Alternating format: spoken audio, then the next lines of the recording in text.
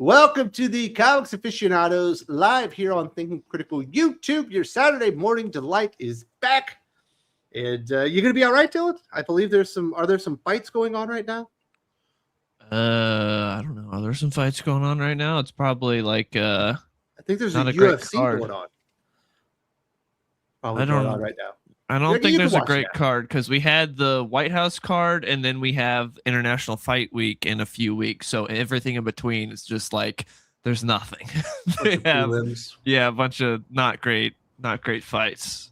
What a way to end Pride Month than with International Fight Week. Nice. Wow. Really? During Pride Month? International Fight Week's in July, so Pride Month? You had to do this during Pride Month? This is my response to everything now. That and with Bush in the White House in this economy. So Sparrow, you did a little stream here on the channel last night. From all accounts that I have, that it went very well. I did get to check some of it out myself as I was going to bed, but it sounds like everybody had a good time, dude. Fully funded in 3 hours. Like 2.5, I think. About 3. I think we hit a third every hour. And I looked this morning, and it was over 4,000. So it might be even higher now. So thanks to everybody that came in and joined the Unholy Nightmare stream. We had a good time. I think I'm getting more comfortable in the host role. Even though it's like I'm always glad. I said Tommy was there from World at War Comics. By the way, if you guys get a chance, go out and tweet at Team YouTube that they need to restore Tommy's channel. He got flagged by the AI and taken down, and it's bullshit. Tommy runs one of the best YouTube channels out there for comic creator interviews. But I had him and Josh on there, so it's nice when I have two people who already host shows on there. So I'm like, I gotta go to the bathroom, or I gotta make a call. I can be like, throw it to them and let them host for a little while. Yeah, you host this one, dude. I think I'm taking the day off. You're gonna just bounce out. All right. I put you in the spot where the host. Yeah, wow, taking the lead. Hi, welcome to Comics Aficionados, your Saturday morning delight. I'm your host, Aaron Sparrow. Wes is our guest today. We're going to interview Wes. You don't sound right.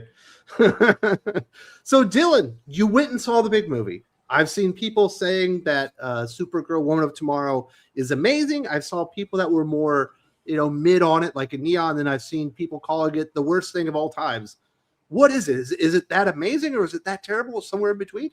It's pretty bad. It's not the worst thing of all time, but it's bad. It's not worth saying. No, Madam Web owns that. But Madam Web was entertainingly bad. Is this? Yeah, is this entertainingly bad? Can you get some Madam Web enjoyment out of it? It's not so bad. It's good. It's not that type of deal. It's just bad. It's so bad. It's bad. Yeah, it's just bad. Not much redeeming about this movie. But how was Momoa as Lobo? I mean, he's good as Lobo, but he's so heavily, he's just thrown in there. Like, it's so obvious that they didn't really have a plan for him. They're just like, we just gotta kind of throw him in here. He's good in it, but he's like sporadically in it. He's not in it much. But James Gunn said that they don't move forward on any of these until the script is perfect. Yeah, they had a script, that's for sure. I don't know. I think it's become clear at this point that James Gunn is a horrible talent evaluator. He's the Jonathan Hickman of movies. Yeah, like it's very clear. Like he doesn't know. It seems like maybe because it's we see that he can make some good movies and like he has an idea about things, but when actually seeing about others, it's like if they just have some staples that he likes, like hey, there's a needle drop in this. I do that. But they do it terribly, and it doesn't work. One of the things I saw multiple times was calling it Guardians of the Galaxy Light. There's definitely some it tries to be Guardians of the Galaxy in a way, and it doesn't make any sense in a lot of ways. Like she wears old school headphones and like listens to an iPod Nano, and it's like you got here in the 2020s. She was kidnapped from Earth in the 80s. Yeah, that's the thing. She got here in the 2020s. And she's from a futuristic Kryptonian society, so why does she have this affinity for old school tech? It doesn't make any sense. Because then she can listen to Blondie, and she can listen to. They can play that. I don't give a damn about my reputation. And she makes a bunch of pop culture references, even though like she's like Earth's not my place, and then she's like referencing the Titanic and SpongeBob, and it's like, well, why? And she's wearing, band T-shirts and stuff. It's like, well, it really seems like you're just a plain Earth girl. And wearing like, headphones and a giant duster like Chris Pratt. She just decided that, well, I guess Krypton didn't actually have pop culture. And like when she got to Earth, they're the only planet that has pop culture. Yeah. And Krypton had pop culture. That line from the trailer where she's like, and it's in the movie where she's like, Superman sees the good in people, I see the truth, is pretty funny because she gets tricked like several times in the movie.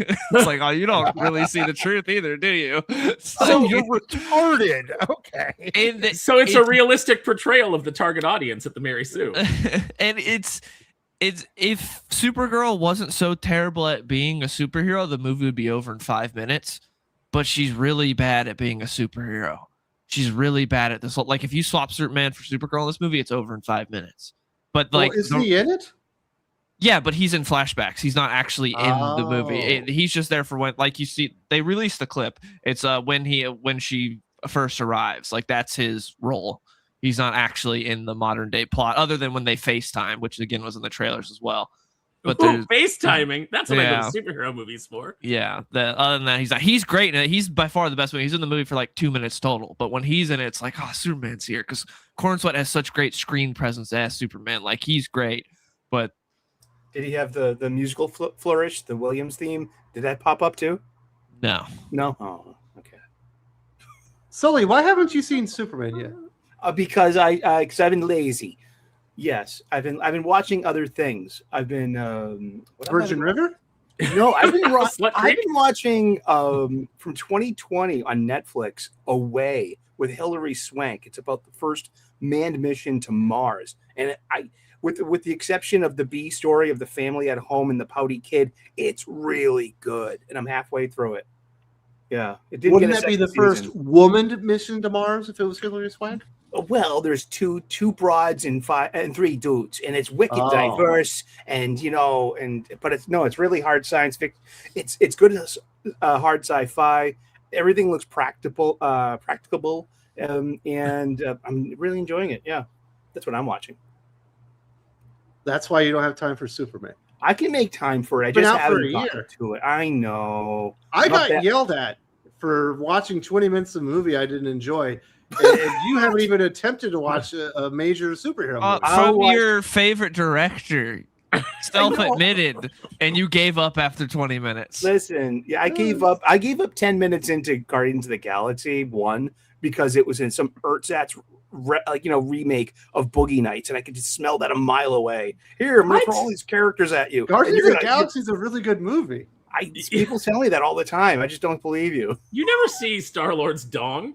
I'm like, how do you get Boogie Nights out of that? But yeah, it was like in the prison break scene in the top 10. It was just like in the first 10 minutes. It was not even in the 10 minutes. No, really? 10 minutes. It felt like 10 minutes. Well, season the movie was going by quick. Also said Avatar and Alien were the same.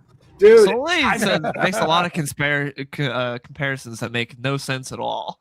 Jurassic Park is just so loud. I am a cinema fan. It was too loud. Are we sure you're actually a cinema fan? Well, I didn't even like Jurassic Park. That was like the first red flag, I guess. You don't like Jurassic Park? I like Josh, the movie. I respect it, Josh. I respect this movie. His excuse was, I went to see the movie and it was so loud and the theater was drafty. Yeah, I like Jewish Sully. It was in doubly and it was too loud. Listen, Sully, it was dry. It got caught in my throat, and I was so sick. I was verklempt. I've always tried to come and like back you up and be like, no, Sully's a good guy. He's trying to find the best in things. But right now, I'm like, dude, what the this came from because I was stuck with my kid cousins last year. They wanted to watch Jurassic World 1, and I'd never seen it. The first one with Pratt and Dallas there, and it was really fun. I really enjoyed it. And everyone else here is like, dude, it's just a remake of the first one. I'm like, what? You never saw Jurassic Park? I was like, yeah, I did. I saw it when it came out, and it was just too loud. I really couldn't enjoy it. I started the movie theater 30 years ago.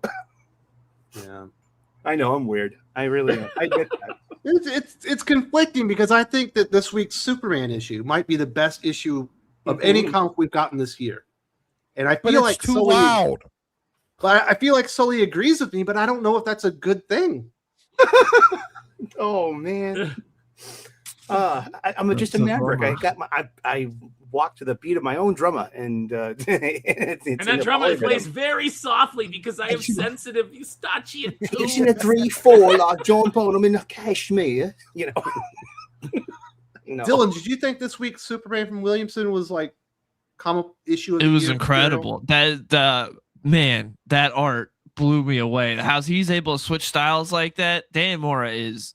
Oh my god! We all knew he was incredible, but this issue, it feels like he reached another level. The cover alone was like, if I was just walking past the shelf, that would grab me. But when you open it starts out. I was like, oh, this is going to be fine, and then like 2/3 of the way through, I was like, is this perfect? Like, am I reading a perfect comic book? I think it is, and I don't give like perfect scores very often. I give maybe one a year, perhaps. Cue the meme of West really good with the butterfly. Is this perfect? Exactly. But that's the one right there. The romance comic was just the best. That was so much fun. I want that to be a real series. I thought this was a variant cover. I would have bought this variant cover. There were a couple of variant covers that were pretty good, but it's that whole DC like let's staple a piece of cardstock over the A cover kind of variant cover that I just no, you're not going to get my money that way. Give me a unique printing. Put it in a poly bag. Put it in a poly bag, and then Sully will buy it. and then beat it with a hammer so that when I open it, it's all messed up. Give me some ear plugs too. It might be loud. The sound of one the of the paper. interior pages has been altered from the regular version. That way you spend $20 on it. The guy next to me was reading it in the shop. He was turning the pages, and it was creating such a racket. The racket of the foil when he opened the bag. It scared me. We're gonna make the Aaron next time when you do Kneel Before Doomface #2. You have to do the loud pages variant for Sully, where it turns the pages turn extra onomatopoeia. Roger Langridge did this great joke in one of his Muppet comics that I still love to this day, and it's Gonzo has to go to the library to research something, and then he gets thrown out because the librarian complains, can you throw that man out? His jacket is positively deafening. He's wearing a very loud jacket. My goodness. But yeah, if you haven't read Superman 39 this week, absolutely go get you a copy. It was so good. I loved the Steamboat Willie panel where he was like from the 40s or 30s or whatever. Oh, so good. But we've also got this weird cover. I sent this to Doc. I want to hear you guys' thoughts. This is a cover featuring Havoc and Matty Pryor from X-Men Outback. And I think it's supposed to say one thing, but I don't think it's saying it very well. Like, how do you read that cover, Sparrow? Wow.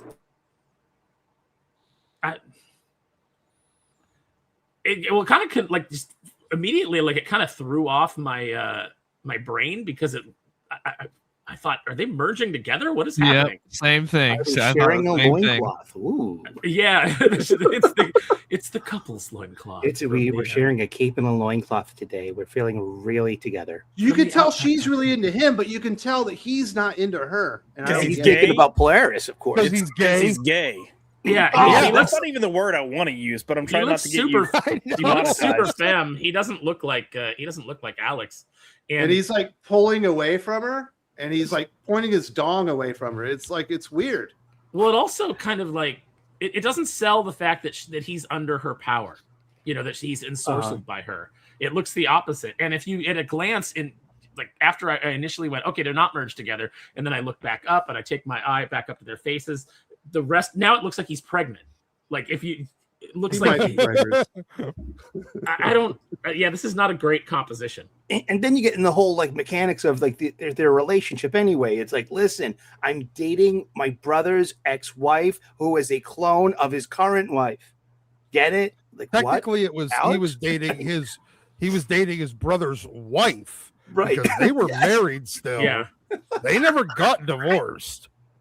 I'm dating my brother's wife because her clone, she's the clone of his ex-girlfriend that came back to life that he dumped her for. But you loved that plot line when it was on Virgin River, right? Right, Wes?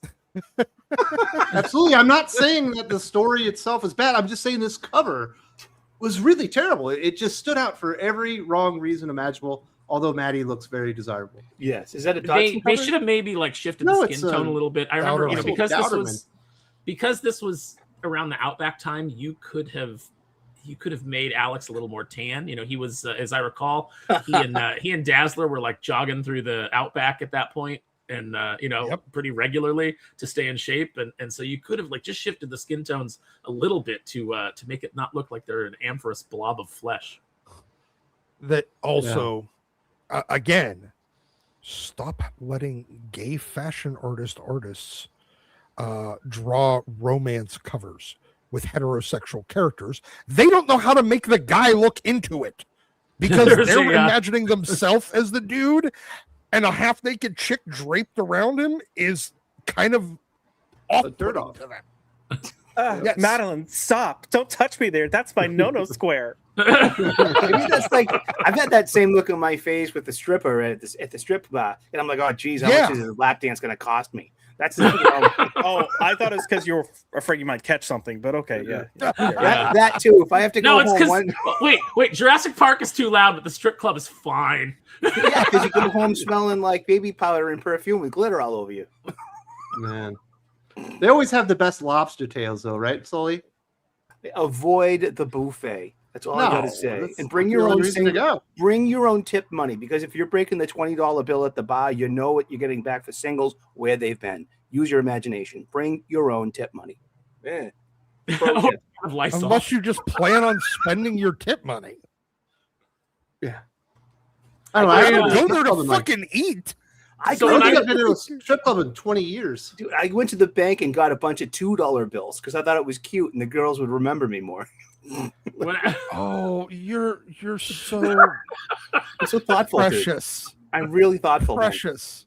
When I worked at Tokyo Pop, I remember two of the guys talking about how they had gone to the strip club, and one of them was complaining that the other didn't spend any tip money. He's like, "Man, I spent like all this money, and he didn't tip the girls at all." And the guy that didn't tip, I don't want to out anybody's names. The guy that didn't tip goes, "Why the hell would I give her my paycheck? You were giving her all of yours, and I was just right there getting the same show." Thanks for the view. He's not wrong. Mm-hmm. That's frugal responsibility right there. Man. I don't know. Maybe Sully's not sus when it comes to strip clubs. It seems like he's got some, generally speaking, decent knowledge. You know, you live and learn. That's all I got to say. Yeah. But Maddie Pryor looks like a stripper in that cover. It's great. I don't know. I've never been to a strip club where it smelled like baby powder. I'm just putting that out. No. Because when you get a lap dance, you go home smelling like baby powder and perfume, and you got glitter on you. That's the smell of stripper. What does a stripper smell like? Baby powder, perfume, and glitter. It's you What's go glitter home smell like? Ode to stripper.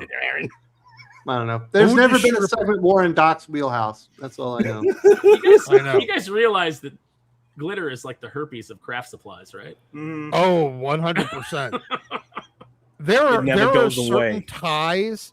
There are certain ties that I cannot wear anymore because I wore them to the strip club, and they just okay. Doc putting on his Sunday best to go to the strip. Cannot get the. Every once in a while, you go to the strip club in a suit.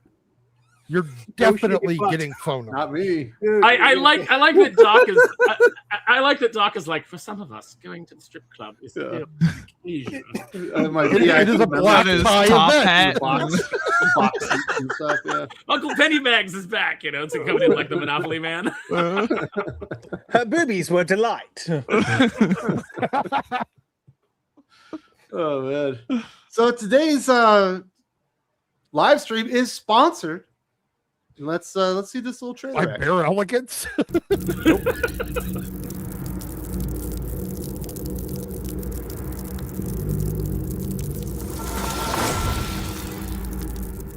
Previously, monsters became mankind's last line of defense, led by an ancient vampire, a fragile alliance built on distrust, a vigilante turned something darker, a cop fighting the beast within, a cursed priest bound to a demon, a child trapped in a monster's body.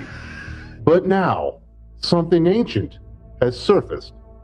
The Tome of Leviathan, a book of apocalyptic power that no human can understand. Except one, Dr. Herbert West. Cold, methodical, obsessed with conquering death. First, he brought the dead back. Then, he learned to control them. Now, with the tome, he won't just raise the dead, he'll command them. Dinosaurs, corpses, monsters, everything that's ever died will fight for him.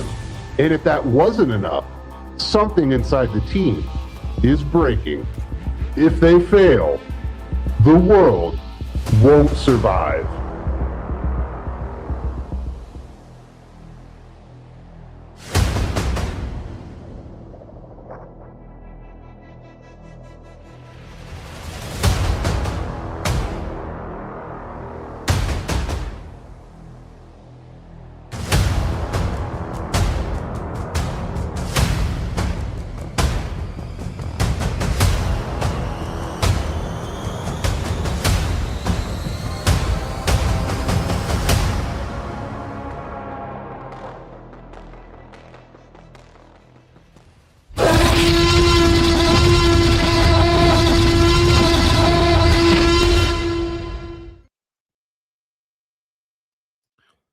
Well, very nice, Aaron.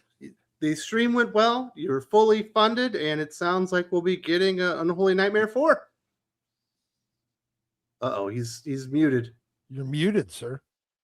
Sorry, I was coughing. Unholy Nightmare 4 is already drawn, so we're funding 3 right now. 4 is drawn. 5 is in progress. So we got ahead of the game. Drew realized, kind of like I did with the first issue Kickstarter, and it took a little while to get that out. Once we did that, that the way to go is to get your book done and then put it out. So you just run into too many delays when you do the crowdfunding model. I think it's a great tool, but if you do well enough the first time around, you can put money into the second. You're pretty much assured that you're not going to lose your shirt, that you've got some support. So we're working ahead, and the 3 looks fantastic. I think it's the best artwork of Aurelio's career. He like working with Renzo, like I see them leveling up page to page. It's really kind of gratifying to be involved with these projects.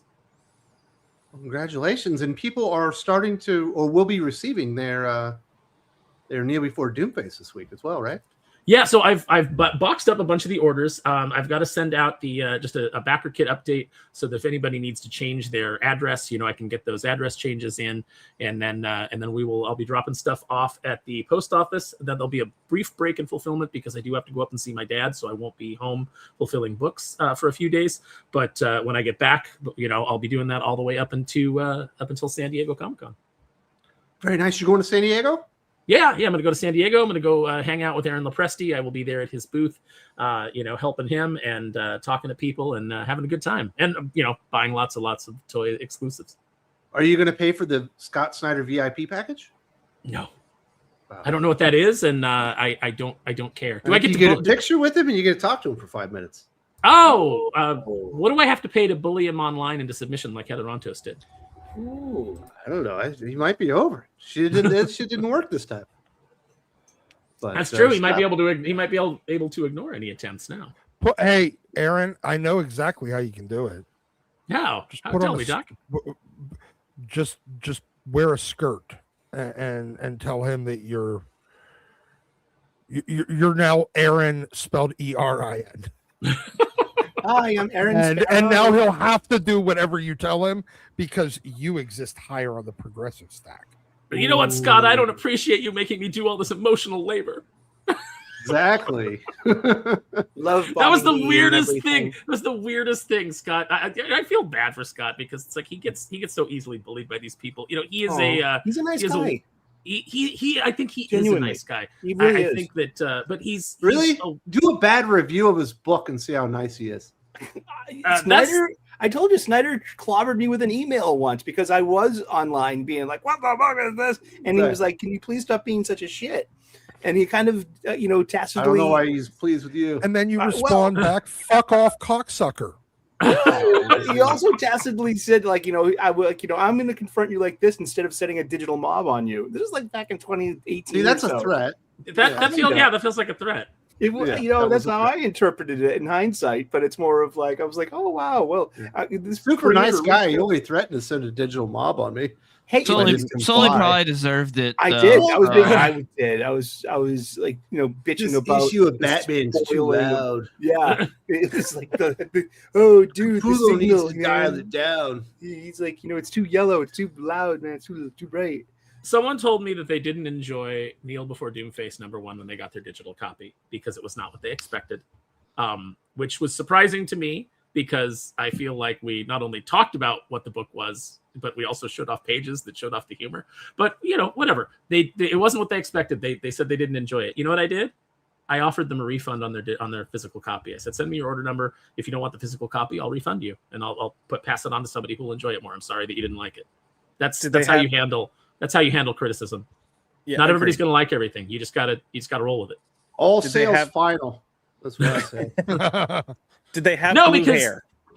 I don't know. No, it was just a guy. He just reached out and he just said I didn't really vibe with me, and he kind of complained. So hey, it's his right. He's the customer, and I'm here to say like I'm sorry you didn't enjoy this, but here's your let me give you a refund, and I hope that in the future I do something else that's more to Would your you life. like me to call you a wambulance while we're at it? No, that's not the right attitude. Oh. The Perhaps customer is that's king. something. Look, just because he didn't enjoy this thing doesn't mean he won't pick up my Street Fighter book and enjoy it, or there might be something else that I do that he likes more. That's just the nature of the beast. Not everything is for everybody. Let's hear it for the folks. Jag Live says, so it looks like X-Men 97 Psylocke is Quanon. So, well, if we wanted any stories with Psylocke, they're basically over and ruined. Yep. We're never getting the Psylocke we want back. The Psylocke Sorry. in X-Men Outback from Steve Orlando is Betsy Braddock. Yeah, but that's before she went through the Siege Perilous. So That's yeah. Well, you said you're not The getting her whole back. thing. She's very available for you right now. No. I mean, Yeah, we're not but getting her Betsy- back because Betsy and Quanon's body is a completely different beast, and that's just like that is the iconic preferred Psylocke we all crave. But Quanon didn't have agency over her own body. You I don't didn't give a have that fuck. kind of stuff. Quanon, I don't give a crap. Quanon had agency over Betsy's body when she came back as Revanche.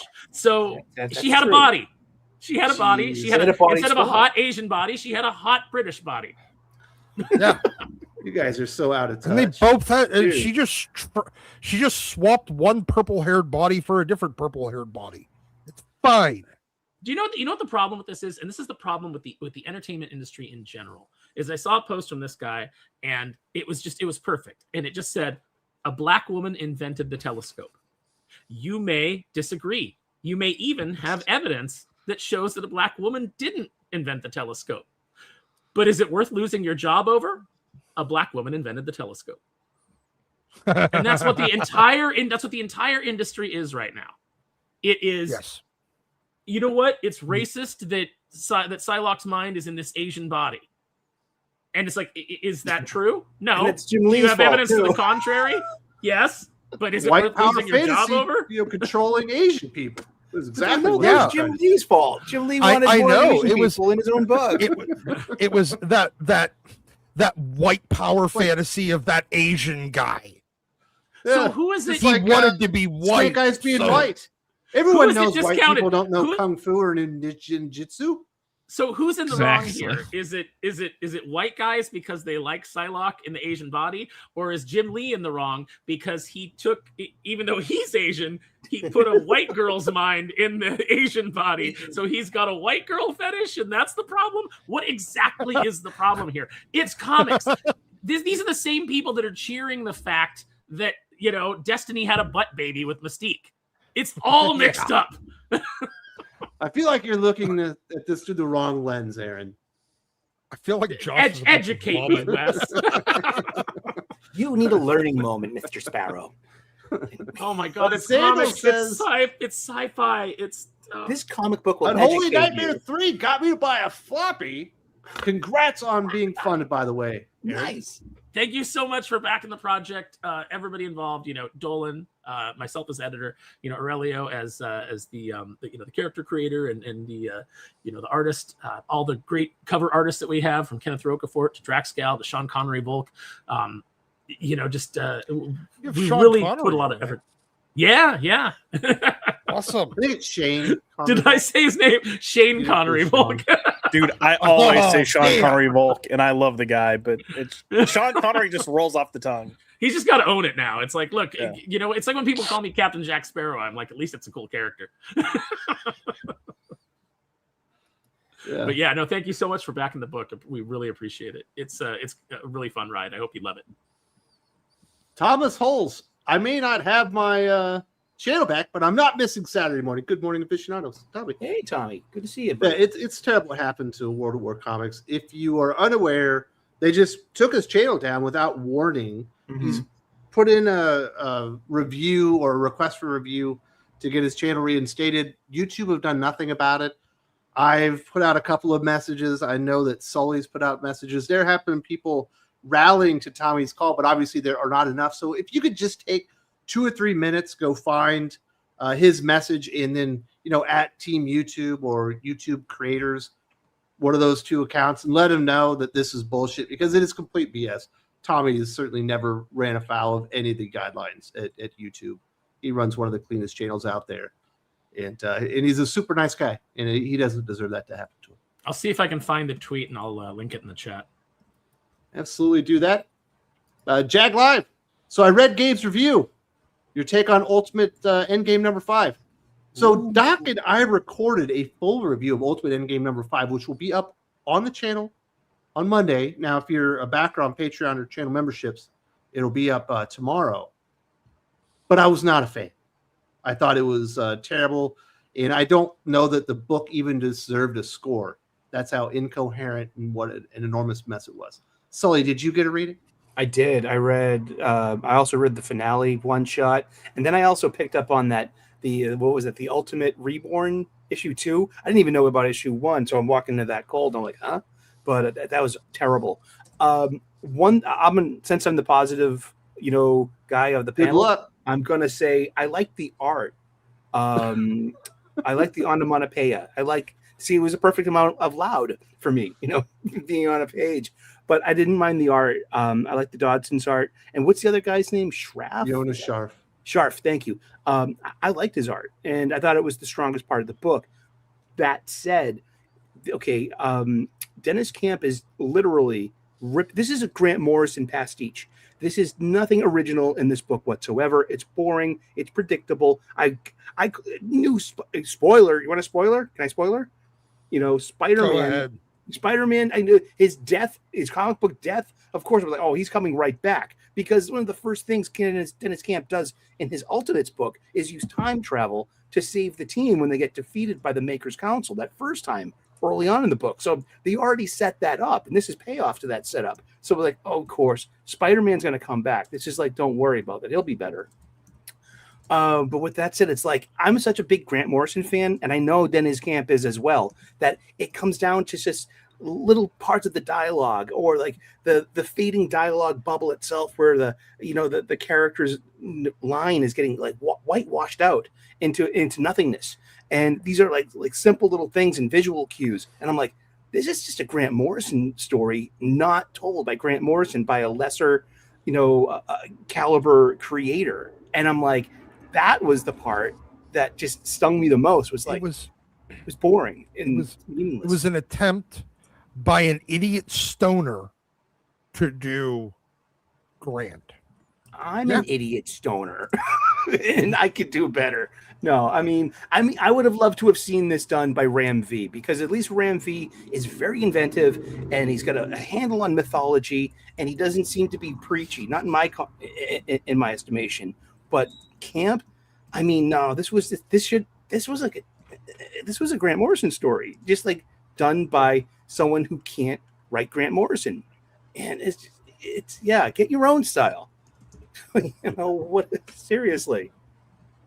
Sandals says, I brought my Supergirl cup as the donor for my restoration operation. It's like the kids in the hall skit. I want my foreskin back. See, I still think it's very inappropriate that they sell fleshlights for at the movie theater now. Well, Doc, we don't give a damn about our reputation. Well, if you think about it, the corporate syzygy involved, you could have had corporate the Axel scissoring Braun version, and if you put out an Axel Braun version after midnight and then sell the same, think about it, man. I would absolutely, I guarantee the Axel Braun version of Supergirl will be a more comic accurate and entertaining. We can even delete every sex scene in it, and it will still be a better narrative than what DC just put out. I know. Yeah. Sadles, that's a pregnancy announcement photo. Yeah, that cover was weird. Like, it's conflicting. You know what I mean? It's trying to say one thing, but it's totally not saying it. There is eyes closed. I think that it was Colleen Doran that said that at one point her work, or like she was accused of her work having a lurking effeminacy. That's what someone said. And I never really saw it in Colleen's work, but I definitely see it in that cover. There is a lurking effeminacy to Alex in that. Man, I've been trying to find out a way to describe Sully, and you finally filled in the blanks. What? Lurking effeminacy. Yes. Dude. Wes is just happy that Dylan's not roasting him this week. So it's get Sully, everybody. I'm glad I wore my jockstrap. I told him, Dylan, there was a UFC fight on, so he's not pay attention to me. he's watching the fights. I came in armed this week. I knew what was happening. And if you didn't notice, Aaron did post the Twitter post for Tommy if you would like to reach out to YouTube and let them know that they made a huge mistake. Yeah, I'll pop it in again. In the chats. I'll pop it in again right now. Federico De La Casa. Guys, I ordered the new Byrne X-Men Italian version. So did many of the people at my LCS. I think it will match the few modern X-Men floppies here. I think it'll outsell them. Probably in sales. Did you get to read it already, Dylan? Yes. And? It's pretty good. I like it. Is it as good as that issue of Superman? No. No. But that is like a perfect issue. Yeah. But it's pretty good. I like it. It's first time in a while that I've cared about Colossus. I like the way Colossus is used in it. It's very funny because it seems clear he didn't really know what to do with Wolverine. So every time there's any type of action sequence, Wolverine gets taken out instantly. It's like, he's got to heal. Like Wolverine just gets nuked at the beginning of every fight. And they're like, Wolverine's healing off panel right now.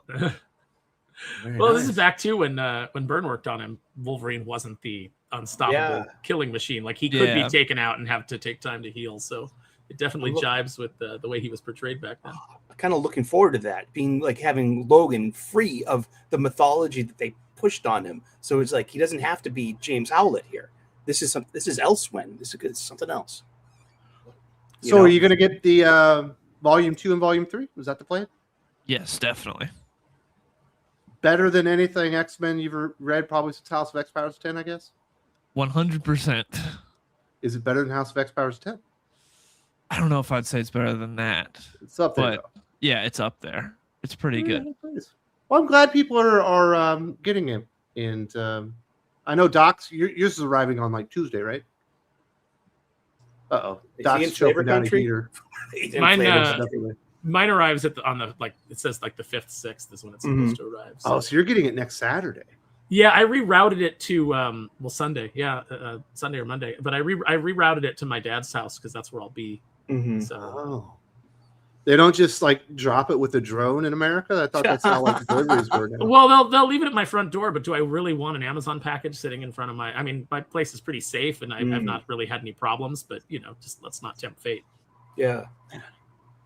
But very, very cool. I'm glad that they've got an Italian version out there, and everybody's getting to enjoy it. Very cool. The construction guys stole my my first copy of X-Men Cosmic Invasion off my porch. So, I just don't want to make sure it was them.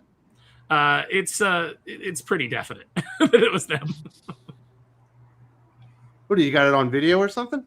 There's some video from one of the cameras that suggests that very heavily that it was one of them. Yeah, but it got replaced, so I'm not too worried about it. But yeah, I just don't want to take the chance.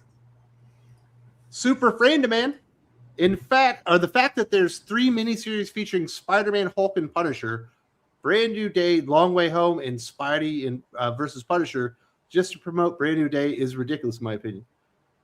I agree. It's this weird thing that Marvel does, and I know, Dylan, you're a big Punisher fan, but all of a sudden there's been no Punisher for 2 years, and then there's 4 Punisher miniseries all at the same time, and 3 of them are releasing on the same week.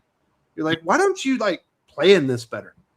Yeah, it seems like they had no idea. They're like, he's going to be in the new Spider-Man movie, and we had that random John Bernthal special, so this will get all 5 people that read the comics to go and watch that, right? Or maybe we'll get some people that'll come and check it out after they watch the movie, because we've had tons of success with those people crossing over. Well, I saw in September they're doing another Fantastic Four First Steps tie-in book. Seems a little late for that. Doesn't it? I mean, yeah. I like the obviously movie, you'll like it, but I don't know about anyone else. We'll have Mark Buckingham on art. It'll look good. But yeah, I think they should probably just concentrate and do one really badass series. Although Long Way Home, I thought was fine. But there's a 4th one. There's like a Spider-Man Hulk book from Kevin Smith too. So they've got all kinds of specials coming out featuring all these characters. Kevin Smith. Is there anybody? This is a good exercise for the chat. Can you tell us anybody who fell from grace like Kevin Smith? Like maybe Bendis? Maybe Will Smith? Yeah. Okay, that's a fair one. That's the biggest fall from grace of all times, isn't it? Yeah, I think so. From one of the biggest stars in the world to a complete laughingstock. Crying. Yeah, it's like Kevin Smith was like talking about banging her son's buddy. Oh man, you see Chris Rock's special? He's like, all of us have been cheated on. No, none of us have ever been interviewed by the person that cheated on us. That's kind of weird, isn't it? Yeah. That's a massive fall from grace. Yeah. What do you think, Sully? Is there a bigger one out there? Well, I like Smith. I like Smith a lot. And there's definitely post Heart Attack Kevin Smith and pre Heart Attack Kevin Smith. They're 2 different creators. One of the worst things was being such a fan of Clerks and anticipating Clerks 3 and being like, is he going to be able to keep that same ribald sense of humor that is the bread and butter of those first 2 movies, which are hilarious? And the answer was no. It was morose. It wasn't a good experience. You think Clerks 2 was hilarious? I thought Clerks 2 was a hoot. Yeah, it was dirty humor. The chat's suggesting a lot of people who ended up getting caught in sex scandals. That's not exactly what I'm talking about. I'm just people that had popularity in their field. They don't even have to be, obviously Kevin Smith was never a Will Smith or he wasn't that high up, but within his field, geek royalty. He was high regarded by a lot of people, and now everybody thinks he's shit. So that's kind of like what I'm talking about. Like a Bendis. When Bendis came onto the scene, everybody was hot on Bendis and liked what he was doing. And now if you said Bendis was coming onto a book, everybody goes, "Oh God!" That's kind of the level that I'm talking about. Not like a Kevin Spacey or a Bill Cosby. I loved Smith's, Green Arrow with Phil Hester. I love those books. That was a good run. The Daredevil stuff with Joe Quesada, that was really good. That was one of the few comic books that I will admit, in one of the last pages, I got misty-eyed. You got Peter and Matt in the top of the bridge there, and Peter's talking about Gwen, and Karen got killed. She's gone. She's been gone. She hasn't come back yet in the comics either. But they had that moment between the heroes, between old friends, talking about the tragic loss of someone on the job. And I was just like, oh, we know all the feels, but he's not that writer anymore. He's not, he doesn't exist anymore. Yeah. He's a post Heart Attack Kevin Smith, He's too nice. He used to have Well, a mean He's a streak. weepy you know? bitch. I'll tell you something that I was talking about this with a friend last night, and he Mhm. brought up something that I didn't know, and it's like I don't have the wherewithal to go back and listen to the episodes to try to find it. But apparently that he said he goes, I knew Kevin Smith. He goes, I fell off with him before the whole He-Man debacle. And he goes, you know when it was? And I was like, when? And he goes, I was listening to an episode of the Smodcast with him talking to Scott Mosher. And he goes, and Scott Mosher is having this really hard time. He's like, I must not be understanding you. Can you explain it again? And he kept like going back and having Kevin Smith re-explain the story and re-explain the story. And he goes, and what you come to realize in the episode and what Scott Mosher comes to realize is that Kevin Smith has no idea that dogs don't have an inner monologue. He's talking about dogs as if they think and reason in full sentences. And he goes, and that's when I realized this guy's not smart. He's an idiot. He just has seen a lot of movies that he can pull from, but he actually doesn't know anything. That sounds about right. Where did the dogs come from? Did he make a dog movie or something? No, he was just talking about. They were having a conversation about like Kevin Smith was talking about his dogs, and he was he apparently like said that they did something or that my dog blah blah blah, and then Scott Mosher was like, wait, what? And like had him go back and keep retelling the story, and Scott Mosher couldn't connect with the story because he couldn't figure out what Kevin Smith was talking about, because Kevin Smith was talking about the dogs in a way that suggested that he believed that the dogs are like reasoning these things out. And the dogs have this whole like rich inner life, of like thought and it just like. Well, they certainly know when they've done something wrong. Well, sure, yeah, no, they know that. But that's just through. That's just through, training and conditioning. Not, they only know that they did something wrong because you've conditioned them to know what right and wrong is, and when they know they're going to be in trouble. They also can only just tell by the tone of your voice. We're energy, walk if in you a come room and you look at the dog and his head's down and he's kind of eyeing you. Because he conditioned you. Conditioned. You said it has something to do with their voice. Like you haven't said anything. He just knows. No, he said he said also. He didn't say only. He said also. They also respond to the tone of your voice. They also respond when you walk into a room and you see that they've torn your couch apart. The energy that you give off, they recognize that too. Yeah, interesting. They know they're in for it. Don't know how we got there. Super fan, man. I'll tell you how we got there. We started talking about how Kevin Smith sucks. Kevin Smith, true. Kevin Smith's fucking retarded. Is it just me, or have Marvel released too many crossover events this summer with Armageddon, Queen of Black, X-Men, Shadows of Tomorrow, and DNX? Oof, it is not just you. No. I've definitely noticed it. I've been doing the solicitations. Like, how can you have three major events going on at the same time involving the same characters? In Armageddon, Captain America is in a coma fighting Mephisto with Doom in hell. But also at the same time, you have that Ultimate Universe Reborn where Captain America is teaming up with Miles Morales to try and get back the origin cubes. Those things are supposed to be related. It has gotten completely out of hand with Marvel comic stock, and it's untenable because you can't have this many major characters doing all these things at the same time. No, and because there is, back in the day, there was some degree of editorial oversight to this stuff. They coordinated. They had things that, oh no, you can't have him doing that because he's over here doing this, right? And in the 90s, they started giving that up. In the 2000s, they tried to get it back a little bit. Especially like when you had characters like Wolverine and Spider-Man that were appearing in their solo books and in team-up books and on teams at the same time. Wolverine's appearing in his solo book, in the X-Men book, and he's an Avenger. And they try to kind of like just finagle it to work, and there was a lot of times that it didn't, and then they just kind of hand wave that away and be like, oh well, that happened like, I don't know, like 2 days before it.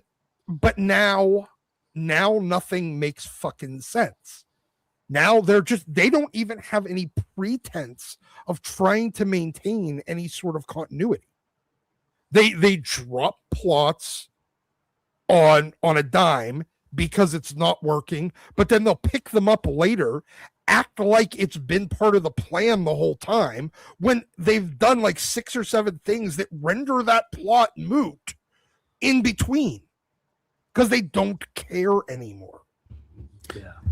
They don't care, and we know this. Like, we've heard editors talk about this, but their priority isn't storytelling. When they go into their planning isn't the story. Their planning is, how do we comp what we had last year? That's it.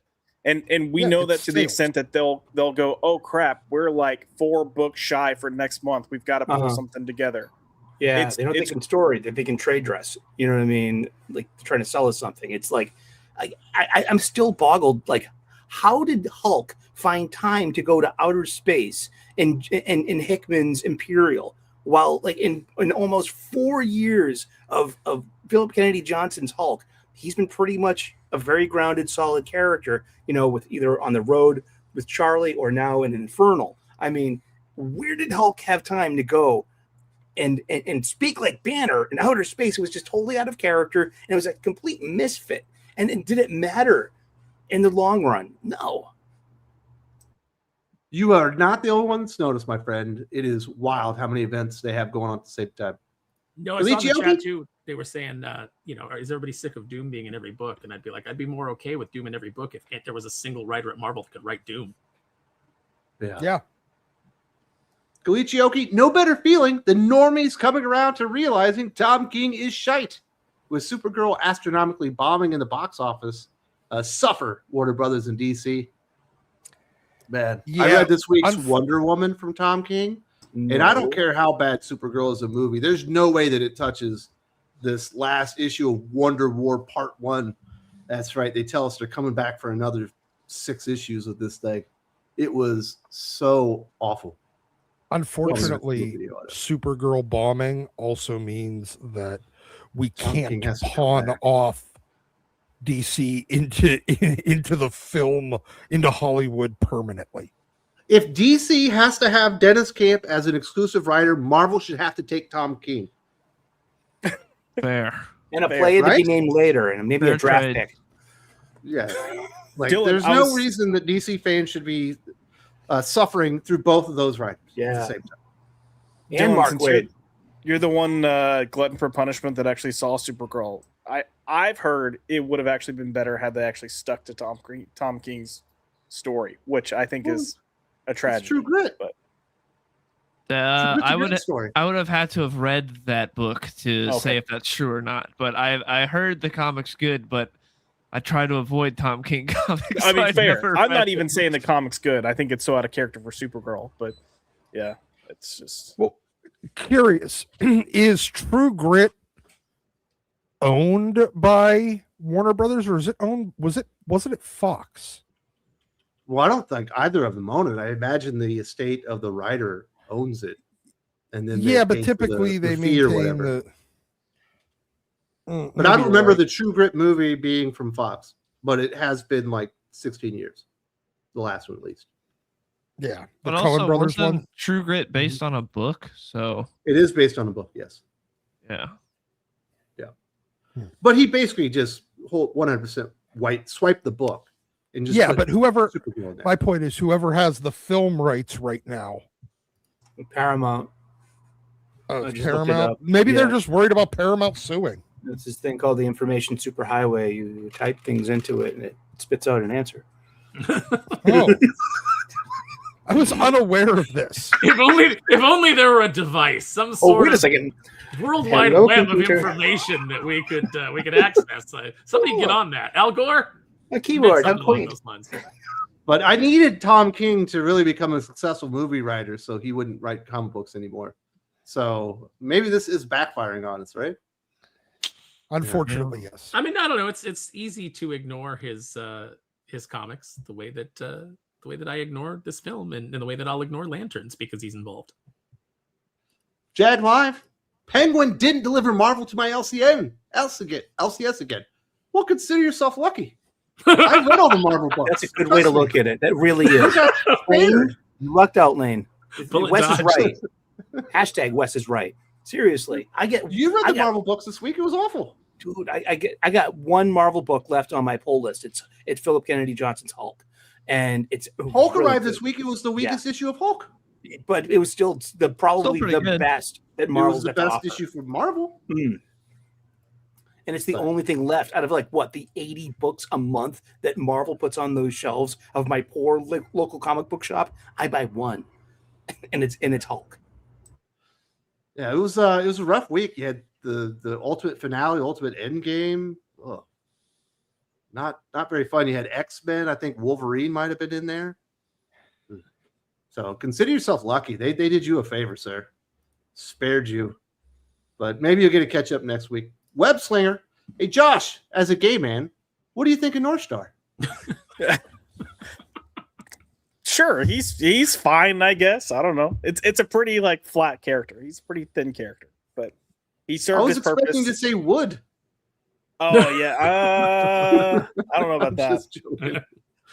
Look, yeah, ask me about Midnighter. I'll talk about that. But yeah. Okay, how about this one? Omega Man. Hey, Josh, as a gay man, what do you think of Sully? Hello. That was a great setup. I'm blushing. Oh, God. I will say He's that pretty. Sully is giving Gabe a huge run for the money in the sus department. So, also, I like salty Sully better than I like Jewish Nice guy, Sully. Sully. So. Okay. Oh my goodness, Joshy! I swear, Can we get misogynist Sully back? you're adorable. Yeah, he was fucking great. He was adorable. Where's Listen. incel Sully? Yeah. Oh, Guy gets a girlfriend, and all of a sudden he's fucking enlightened. I'm sorry. I had the incel screwed out of me. Oh my goodness. Calabile, there's no James Gunn 10-year plan at DC. There's no heroes. There's no Wonder Woman movie. There's no Jimmy and Grodd. No Batman. It's just corporate feminist slop, and he's gone. Well, it could potentially happen. It's not looking good for the future of the DCU. You know what would be moving forward. cool? You know what? The resurrection of Joss Whedon. We need Joss Whedon back and put Joss Whedon in charge of the DCU. Fire James Gunn. Put Joss Whedon in charge, and you're gonna get exactly what you want. Like those first two Avengers movies. Damn, those were good. And you're gonna Firefly get a was lot of great. shit. Everybody likes Buffy. He's did a lot of gonna good get- stuff. He was one of the writers gonna on get- Toy Story. Yeah. You're gonna get all the stuff that them foot fetishists like. Dude.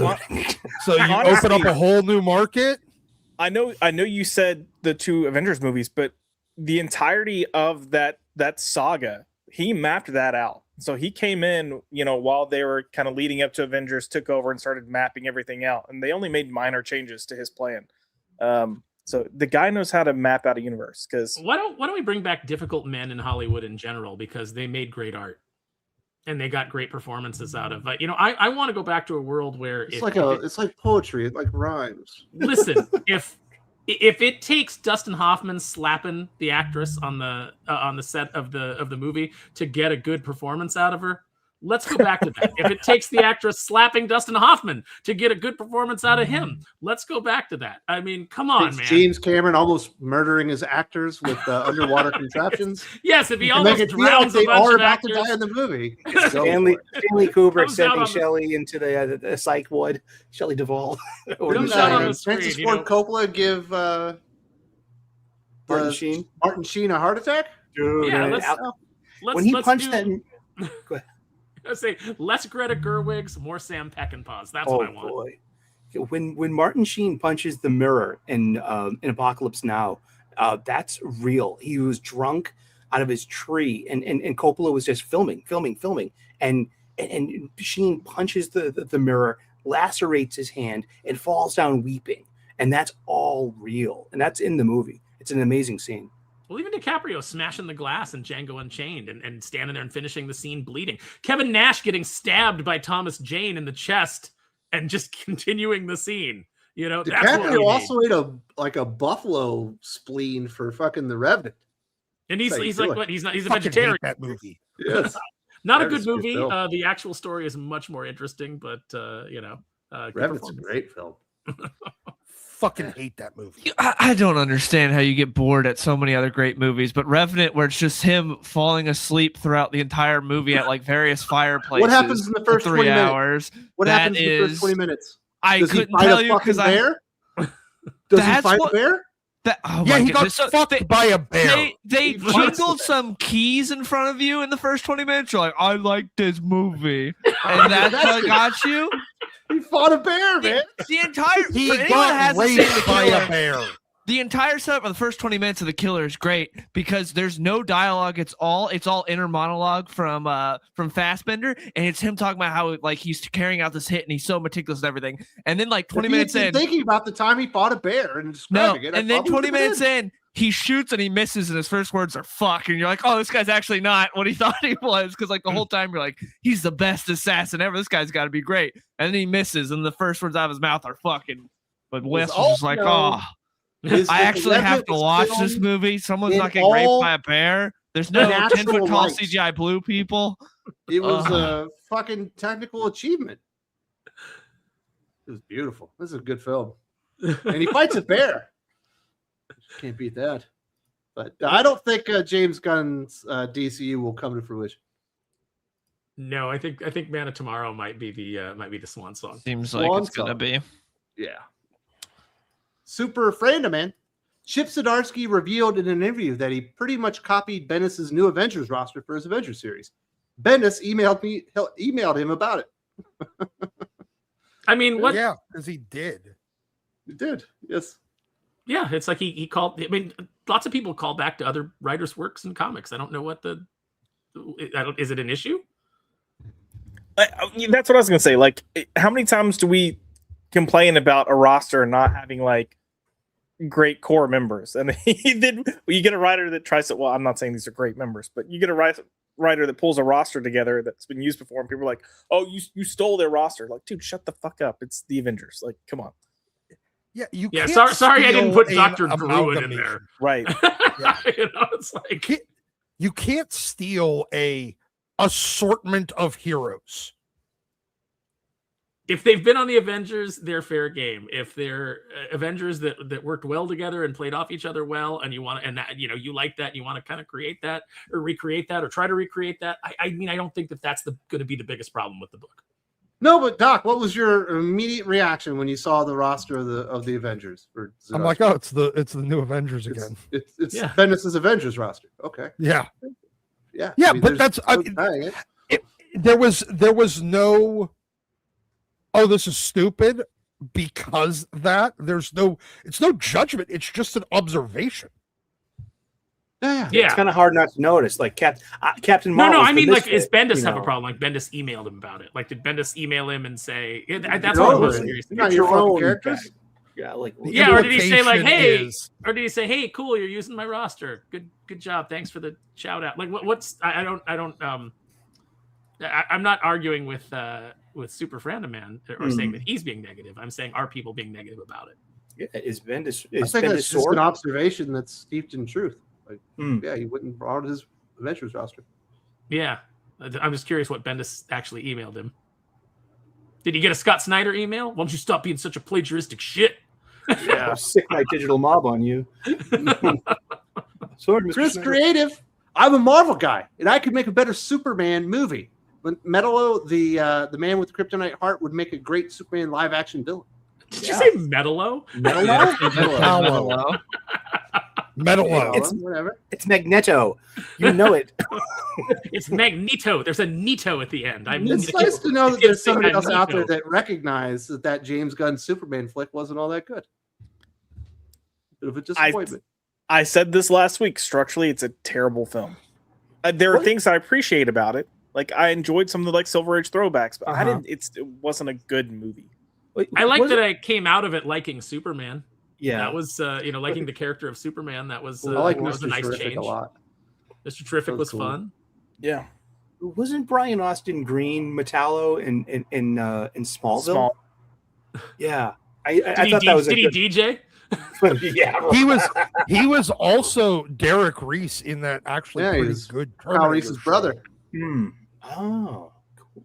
Remember when he started out on Actually pretty 90210? He was the nerd, and then they made him a full cast member, and everyone thought he was cool.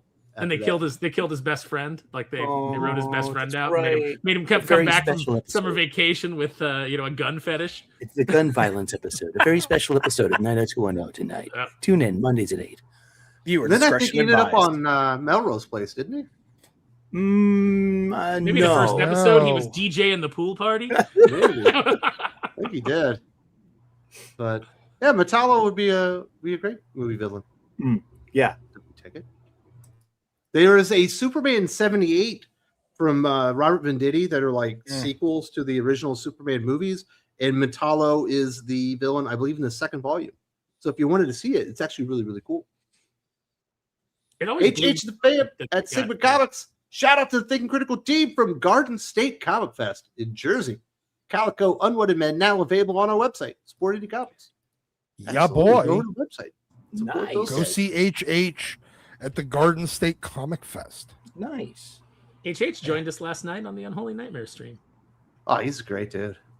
I'm surprised HH didn't go to Joe Fest for I feel like Calico would sell well at Joe Fest. Imagine if you made yourself like, a GI Joe out of calico, like with like that kind of art in the background on a blister pack. I loved. I for one love the blister pack variant cover. It's just something about it. Definitely, if you're in Jersey, head out there and meet HH and the team. You're going to have a great time. Definitely support their book, Calico Unwanted Men, Omega Man. In the same token as Wolverine on the Avengers, I found it hard to believe Spider-Man had time to be an Avenger and work his 9 to 5 as a teacher, be a husband, and fight his own villains. Yeah. Yeah. And as much It as was- it's make believe, and we got to have some imagination. Like, when do they find time to do all this? Doc. That's why I Yeah. prefer the old school Avengers where they live in one house, but they never teamed up like as a whole team unless it was a really big threat. Normally it was 2 or 3 of them at a time doing like little They team up just things. kind of went Kinda off random. on. Yeah, I like the Avengers Mansion much more than I ever liked Avengers Tower. Yeah. I But thought now every Avengers time Mansion they worked. fight, they have to do it as a full team. So you always need like a Thanos level threat. I always thought that like the Fantastic Four having like Four Freedoms Tower made sense. But like every superhero team has a fucking skyscraper now. Yeah. Yeah, you had the Avengers with theirs for a while. You had X Factor with theirs. You had the Fantastic Four with theirs. When the fuck did the Defenders get one?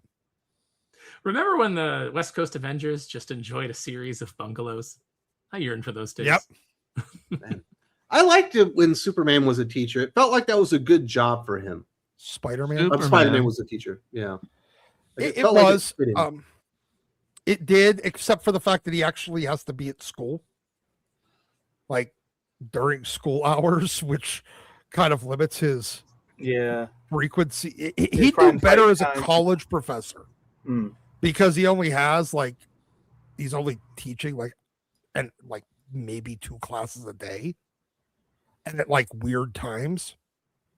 I think he'd do Yeah. better as a college professor. I just felt the vocation fit his personality really, really well. Mhm. Eventually he can't be the bumbling photographer. He's Right. gonna have to be a Agreed. grown up. Well, how much money can you make as a photographer for a newspaper these days? Anyway, Maybe if you're paparazzi, I bet you could make some money taking pictures of stars or something. oh, don't give him ideas, Wes. We'll get a terrible version of Peter Parker working as a paparazzi. Raytech 7. I hope Byrne's origin of Wolverine and X-Men Elsewhen will become so popular with fans that it will become his official origin for the character. So apparently he undoes Dylan the Wolverine origin story.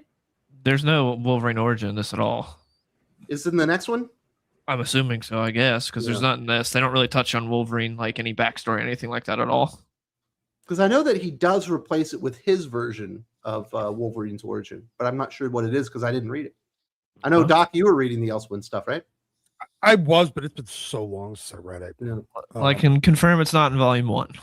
I can't remember. I don't think he went through with he's a mutated Wolverine, because that was like one of the ideas, and that Wolverine was actually like The Fly. but he was also like in his 20s and blonde haired and kind of good looking. but that was because back then John Byrne was in his 20s and blonde and kind of good looking. And Canadian. Yeah. Sandals, put Yui Bowl in charge of a combined DC and MCU. Oh God. Oh man. Plus he got that Citizen something movie, right? This is Vigilante. Yeah. And he released it on Twitter. But he used to do a bunch of video game movies, right? He's done just a ton of couple. schlock. Just a ton of dog shit. He's in fairness though, he's James Gunn. No, James Gunn has made good movies. James Gunn made a bunch of schlock before he got a big budget movie. And then he made a big budget movie. At this point, Uwe Boll and pre-Guardians James Gunn are the same director. Except for Uwe Boll made a lot more schlock than James Gunn had made to that point. I mean, people really like Super. And he also wrote that Dawn of the Dead that people really liked. Fantastic. So, like, he's actually done some stuff that people liked, where Uwe Boll literally just makes movies for tax write-offs. He's Roger Corman. That's what he does. Oh man. Caleb says Joss Whedon was in charge of a DC movie and everyone hated it. Well, he came in after the principal photography was completed. He had to kind of Frankenstein it together, and then you get the weird Henry Cavill mustache incident and stuff like that going on. Yeah, they literally talk to directors to say, hey, we have this 4-hour film. We need it cut down to a 2-hour film. We're going to give you like a TV budget and TV time to film. Tell us what you can do. And then he's like, I guess you can do it this way. I'm like, great, you're it. Yeah. He didn't get a fair shake on that one. No. Unfortunately. Jag Live? Okay, you guys crap on Marvel, but I love Infernal Hulk. I love Moon Knight a ton. Most of their stuff is crap, but not all their stuff is horrible. Okay, That's true. I really like Punisher. Right. Infernal Hulk is a really good series, although I didn't particularly like this week's issue. I thought it was kind of mid. Yeah, but if you listen, I'll agree, but I'll also say Infernal Hulk is losing its lore. It's kind of losing its luster for me because it's kind of starting to fade. But when you have 100 books coming out in a month and 2 are good, problem. Not a great batting average there. Yeah, I think we're still okay to say Marvel is shit, except for these 2 books. Yeah. Unfortunately. Yeah. Sounds like you really enjoyed Infernal Hulk more than me this week, Dylan. You still had it on a recommend? Yeah, I still liked it. So, but yeah, it's rough going. Although maybe Doom Quest was decent enough this week. One of the more okay things that they're doing this week. Wraith X7. The origin that Quesada, Jemis, and Jenkins came up with for Wolverine in that origin book was garbage and seemed to have only been done so that they could have their original origin adapted into films. Yeah, it was really bad. Yeah, the psychology behind it, I kind of get. They basically said, if we don't tell Wolverine's origins, the movies are going to, and do we really want that? So yeah, but they made him a dandy. Yeah, it wasn't great. They did. Well, they made the wrong decisions, but it was well written. I'll say that I didn't like the ideas, but I thought that Jenkins turned in a good script with what he was given to work with. One of the worst mistakes in the history of Marvel Comics. Well, yeah, you ruin the mystique, and then after that, Wolverine has never been as interesting again. Yeah. Can you imagine? I think Jason Aaron did more damage to Wolverine than. Can you imagine if you went to Doc's house, you meet his mom, and then she breaks out the baby scrapbook with all the pictures, and you find out Doc was a dandy? Like, are you fucking kidding me? How can we even be friends like this? He's lied to me. I know, right? I would be really disappointed because I've always imagined Baby Doc with a beard. So when I find out, like a Scotty Young pitcher. I think Doc was born with a beard. Doc, he's got button-down white shirt, suspenders, knee-high socks, and a little white gloves too. Like fucking Sully, and you're like, what is this guy? He was a fucking news. I don't know if you guys know this, but Doc's beard is actually prehensile, like in that Skittles commercial. Like he can reach across the table with his beard and go shh. But Yeah, the origin, and then they backed it up, Doc, which made it worse. Was like Origins 2 or whatever it was. Yeah. Was that That was no. I think it was Daniel Way. There you go. I knew it was a way. It was a way. A It's way, not the right yes. way. Mm-hmm. Yeah, no. That was look. I think they also wanted to do something that was so deviated from what Barry Windsor Smith had done in that Weapon X story. That like, because I think if they would have touched too much on Weapon X, then they would have been like, oh, well, this isn't really even that new. It wouldn't have been like a thing. It would have just been, oh, you're just doing kind of like fill in the blanks on Barry Windsor Smith's origin. And then that would have just been the origin. It wouldn't have been a giant sales driver the way that they turned Origin into. But I understand their logic behind it, but at the same time, Aaron's 100% right. It eliminated all the mystique behind Wolverine, and he's not that cool. I mean, then Jason Aaron came in and made it like 10 times worse. Yeah. Cal, Nerd Rock says he knows things about the next Avengers movie, and I don't think anything will change over there. And it wouldn't surprise me if a tranny will play Mystique. I think Mystique is being played by Rebecca Romijn. Yeah, she is. I think they mean like once they do the reboot. There's rumors that they're looking at Hunter Schafer, but again, it's like take anything you hear on the internet with a grain of salt. It's always those the rumor accounts that that it's are going like, to be the lady that looks like a toe. Looks like a toe. She was in Bella Sarah Ramsey. Jessica Parker? Oh, Bella Ramsey. I thought she wanted to play Rogue, right? Guys, there's those accounts that are constantly doing that thing where they're Yeah. like, Hunter Yeah. Schafer being considered for a major role in the MCU, and it's like, no, like, Yeah. and No. Hunter Schafer was never considered for Zelda. It's all clickbait. You know, Yeah. they just do that with actresses that they know are unpopular or actors that they know are unpopular. You know, it's the same people that are going like Cynthia Erivo's being looked at for Storm. No, she isn't. Yeah. No, she's Yeah, it's all engagement bait. But yes, I think, look, the same problems Marvel's been having, you're going to find that those same problems are here in this film. Like, it's just, they're still kind of making it up as they go along. And that's never going to work. Sorry. So you're not hearing good things about Doomsday? I think it'll be better than some of what we've gotten, but it's not going to be a return to form. But Spider-Man Brand New Day is. I don't know about that either. Oh. I think Spider-Man Brand New Day will be more enjoyable than Avengers. But I'm also nervous because now they're talking about never mind. Okay, Super Freda Man. Bendis said, Z, cool roster, bro. Didn't play. Oh. I wish you had said something better. Like, thanks for have fun playing with my leftovers or something. You know what I mean? That would be a good line. Enjoy my sloppy seconds, bitch. Exactly. Oh man, that would have been more, confrontational. I would have thought Bendis would be writing to Chip Zdarsky and going like, "Hey, can you get an editor to return my emails?" Well, supposedly he returned to Marvel Comics, but he's not doing anything. No, he's doing that backup story in Amazing Spider-Man 1000. Remember? Yeah. Do you think that one backup story pays the bills? I thought he was like coming No. back. Just put him on Alias. They're Bendis going to was put him smart on with his- something. If Bendis was smart with his money and he invested well, he probably, I don't think he needs the work. No, because I still think that Sony paid him a very pretty penny for like the 2 seasons of Powers that they did. even though- Right. Yeah. You got TV money. Also- That's a lot. I think he's getting like royalties from half those Marvel movies too. So I think he's fine.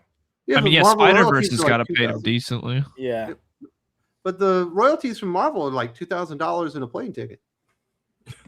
Fair enough. But If you didn't can he get- technically have like some type of like committee producing I guess- credit? Like, Well, yeah, maybe. But he Like, also he's would have got- had creator credit for Miles Morales. yeah. Yeah, but what does that Maybe. get you? I don't know. $5,000 and a ticket. Apparently, if you show up. If you create a name and they use it in a DC movie, it's $100,000. That's just like the name of a building. We can't explains James Tynan's Batman run right there. Pretty much. We also can't forget Bendis's breadwinner, Naomi. I mean, come on. Yeah. She got a It's a TV great, show too. long-lasting character. Seriously, that's TV money. But everybody loved her. The people showed up to tell her how great she was. Daisuke Yamamoto. Why won't DC touch Static? Stop sidelining him and bring him into the main DC. He's the only Spider-Man market share they got. That is the last time they touched Static, they gave it to Vita Ayala. So, first of all, he's wrong on both accounts. There is another one. What was his name, Doc? Sideways. Sideways is a huge Spider-Man knockoff, but Static is going to be on the Teen Titans book, right? I believe or so. is it the New Titans? What I heard. No, it's the one with Kyle Higgins. Whichever one. Okay, that's Teen Titans then. I believe he's on there. He's going to be on New Titans or Teen Titans. One of those two books. Static is going to be a major member of the team, I think, starting next month. So he will be back soon. Although, what else they have? Didn't they have Static and Batman Beyond or something recently? Yeah, they had the Static. Yeah, it was that Batman Beyond miniseries. And Static was on. He's been in the animated universe before. He was on Young Justice. They've done stuff with him outside of the comics as well. I don't know that this putting him on Teen Titans is going to work. I don't know that dynamic is going to work, but no. The book isn't very good right now, so we'll see what happens. But they've got Sideways. They got another Spider-Man knockoff. Web Slinger. Okay, Josh, what are your thoughts on Midnighter and also your favorite gay character? I mean, Midnighter is not only my favorite gay character, he's one of my favorite characters in general. So just anything before Orlando's Midnighter and Apollo. Anything before that. After that, a lot of people like Orlando's Midnighter and Apollo. Name five. Hold on. I liked Orlando's Midnighter, but the moment you shift into Midnighter and Apollo, things start getting a little not. That's when it starts taking a drop. Yeah. And then anything you've gotten in the past 5 years is utter shit. So don't read that. Didn't Steve Orlando invent Sleep Raper? Yep. Yes. But Midnighter and Apollo, I think, were in the Phil Kennedy Johnson World saga at one point. Yes, right? they are. Yes. Because they were Morrison's Superman and the Authority. Yes. Which, that was awful. They were actually okay in the. They were used pretty well in PKJ's run. I really liked what he did with them. Yeah. Sandals. How to Fix Marvel. The Illuminator reveals to Peter the entire Marvel universe since One More Day has been a construct of the devil, aka Mephisto. He and Peter then pray the gay away. Iceman is cured too. I love it. I'm fine with this. Perfectly acceptable. That would make sense. He did make a Faustian deal, and when you make a Faustian deal, there's always that it's never going to work out in your favor. Yes. Yeah, and it was unintended consequences. Yeah, they created a world that doesn't exist. I want this to happen, but specifically the latter part with the pray the gay away for Iceman, but that has to drop in June next year. Really, Josh? During Pride Month? During Pride Month, Josh. See the meltdown. I mean, the funny thing is that the meltdown would just have the exact same effect that putting that out about John Byrne's book was. It would just result in better sales. Yeah. Because people would go, oh, wait, what are they doing? Oh, cool. I'm going to go check it out. But Doc, this conflicts with your headcanon. They need to go back actually to right before Civil War to do this. Look, okay, you're dealing with. I want to go back an extra 2 months chronologically, or continuity wise, but I'll accept this. I do think that Civil War, while it was a great story, fundamentally broke the Marvel universe, because everything since then has been line wide hero versus hero. There's almost everybody fucking knows each other now. Everybody is everyone's best friend. They all have each other's phone numbers in their phone. because they all fought either on or against registration, so they all became fucking buddies. And now there's the distrust between heroes when they show up feels incredibly forced. Everybody could just call anybody anytime they want. I still think that Peter, Okay. well, and narratively, Peter unmasking didn't make sense with the premise of the event. Well, they just figured never did. that was Civil War Unmasked, dude. You gotta go read it. Oh, I just like that every writer that was wanted their character on Team Cap's side because they were like, oh, this is pushing back against Bush's authoritarianism with the Patriot Act, were all the ones that wanted people put in camps if they didn't get the vaccine. Rate that 7. Wolverine being a mutated Wolverine was Claremont's idea, not Byrne's. The issue of Elsewhen that told Wolverine's origin was published on Byrne's website a few years ago. Yeah. I just don't remember which of those not Wolverine origins that Byrne wanted. I can't remember, and I don't remember the one. It's got to be better. Because I read Elsewhen a couple of years ago, but I haven't read it since. Yeah, it's got to be better than what they did. Yeah, the mutated Wolverine idea. The mutated Wolverine idea is one of those things that shows you that even a writer as celebrated as Claremont needs some editorial controls on him. Yes, you need to workshop that, Chris. He's from Wondagore. Whoa! I'm actually looking at a page from a comic book I had when I was a kid, the 1984 Marvel Handbook, and Wolverine's adamantium skeleton has a diagram.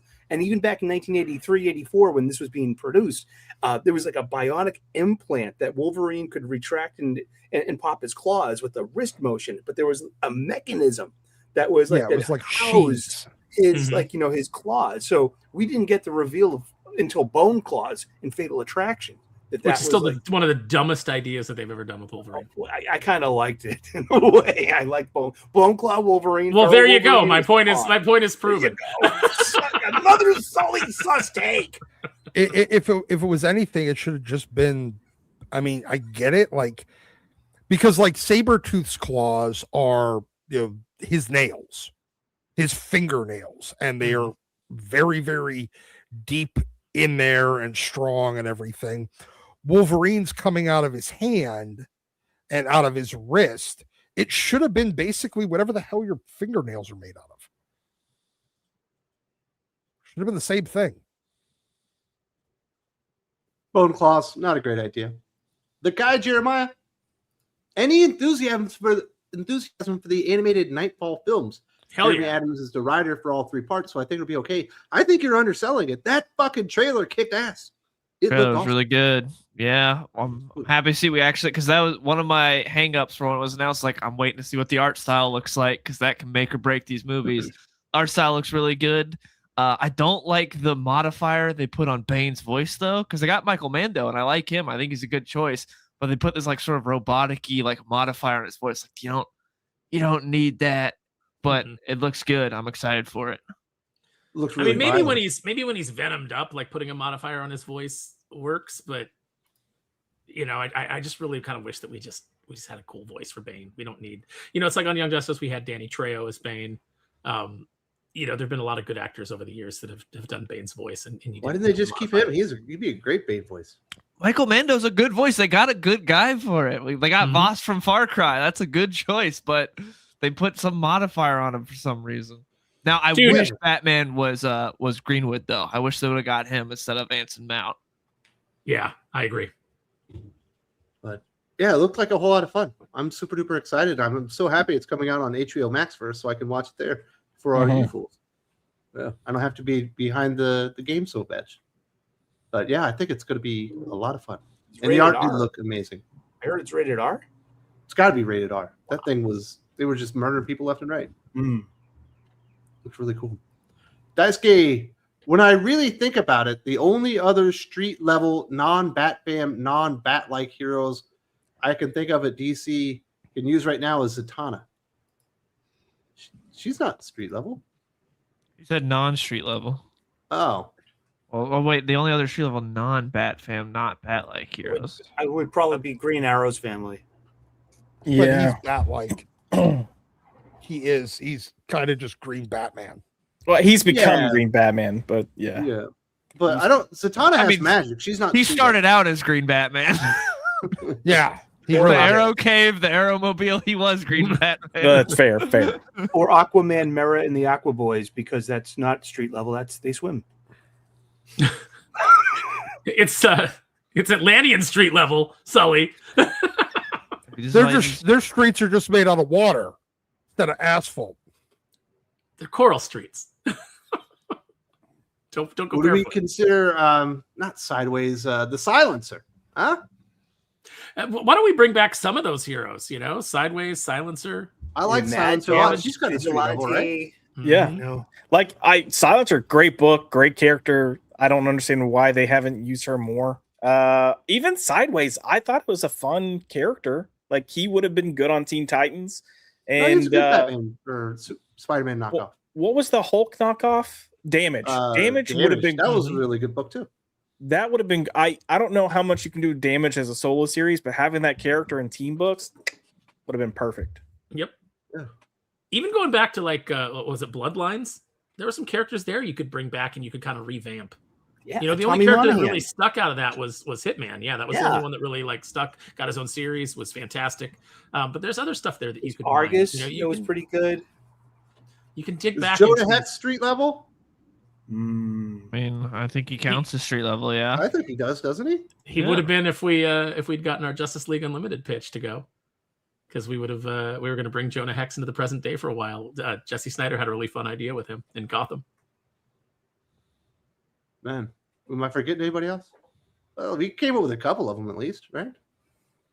Green Arrow probably the right answer though, although he has some bat similarities, but he's his own hero. Then Daisuke says, Secret World, Doctor Strange, Harry Potter market share.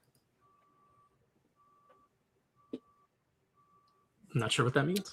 So just the silence and hearing a truck backing up somewhere. Not sure what it means either. Beep, beep. It's like slowly backing out like Homer Simpson going in the shrub. I don't know what that one means. That's fine. It was probably following up on something we were talking about earlier, and I've already forgotten about it. Because I am, I'm damn near 50 years old. I'm losing my mind here. I got a little dementia working in on me. It happens. And he says the fact that you had trouble remembering Sideways shows how viable he is to take the market share. I mean, he does have a valid point, but I didn't have any problem remembering Sideways. Yeah, and I have some dementia. I got a touch of it. No, I'd actually what I'd like is I'd like a Black Spider miniseries. Because I like the idea of Assassin Spider-Man. That would be fun. That's cool.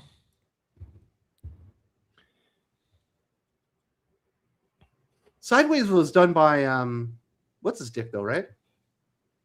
I think Kenneth Rocafort on the. The writer wasn't it? What's his dick? The co-publisher, Dan Didio. Great specificity. I think so.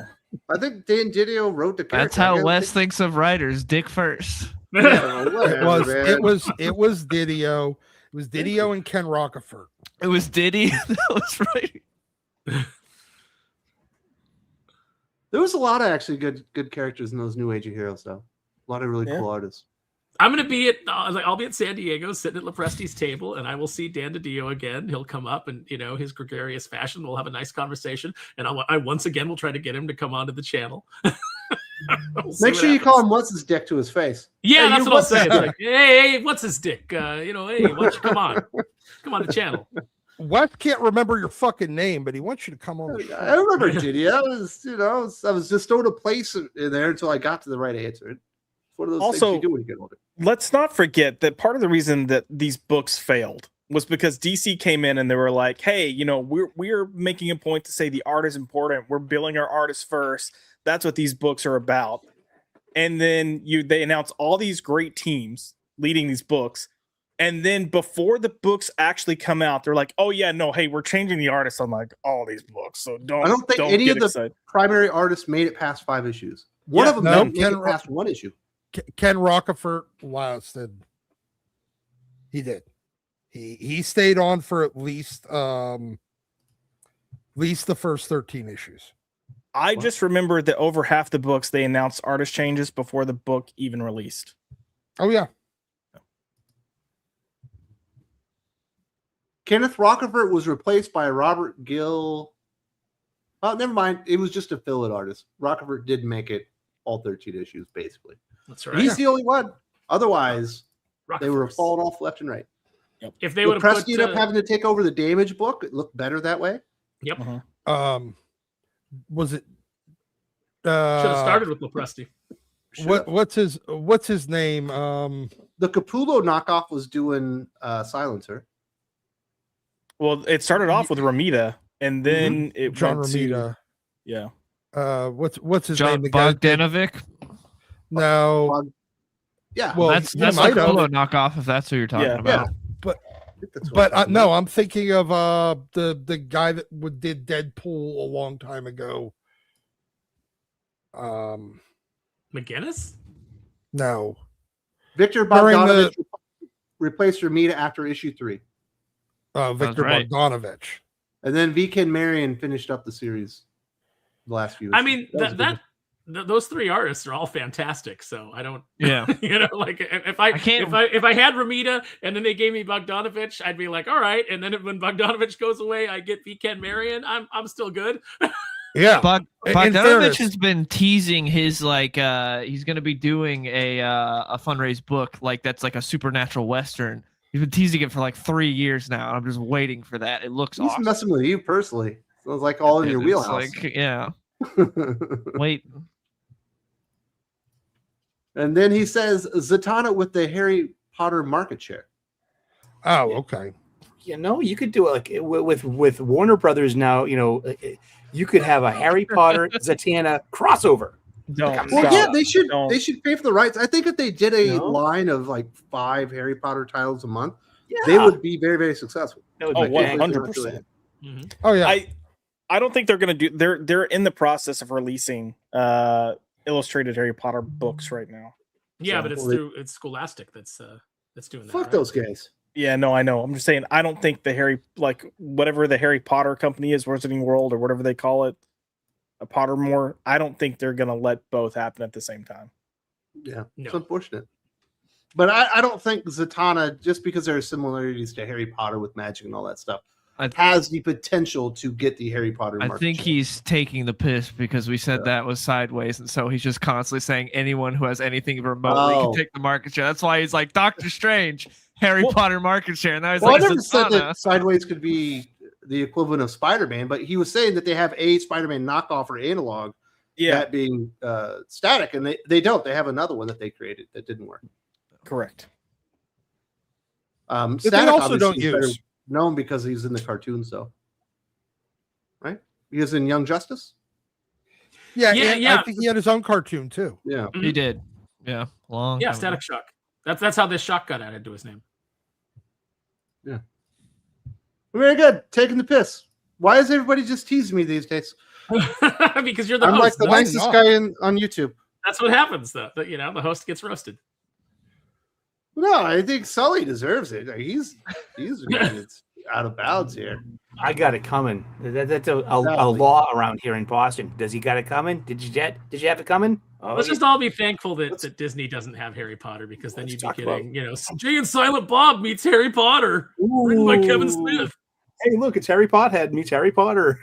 Nothing says 2000. We've got our finger firmly on the pulse of 2008, like letting Kevin Smith do a Jay and Silent Bob book.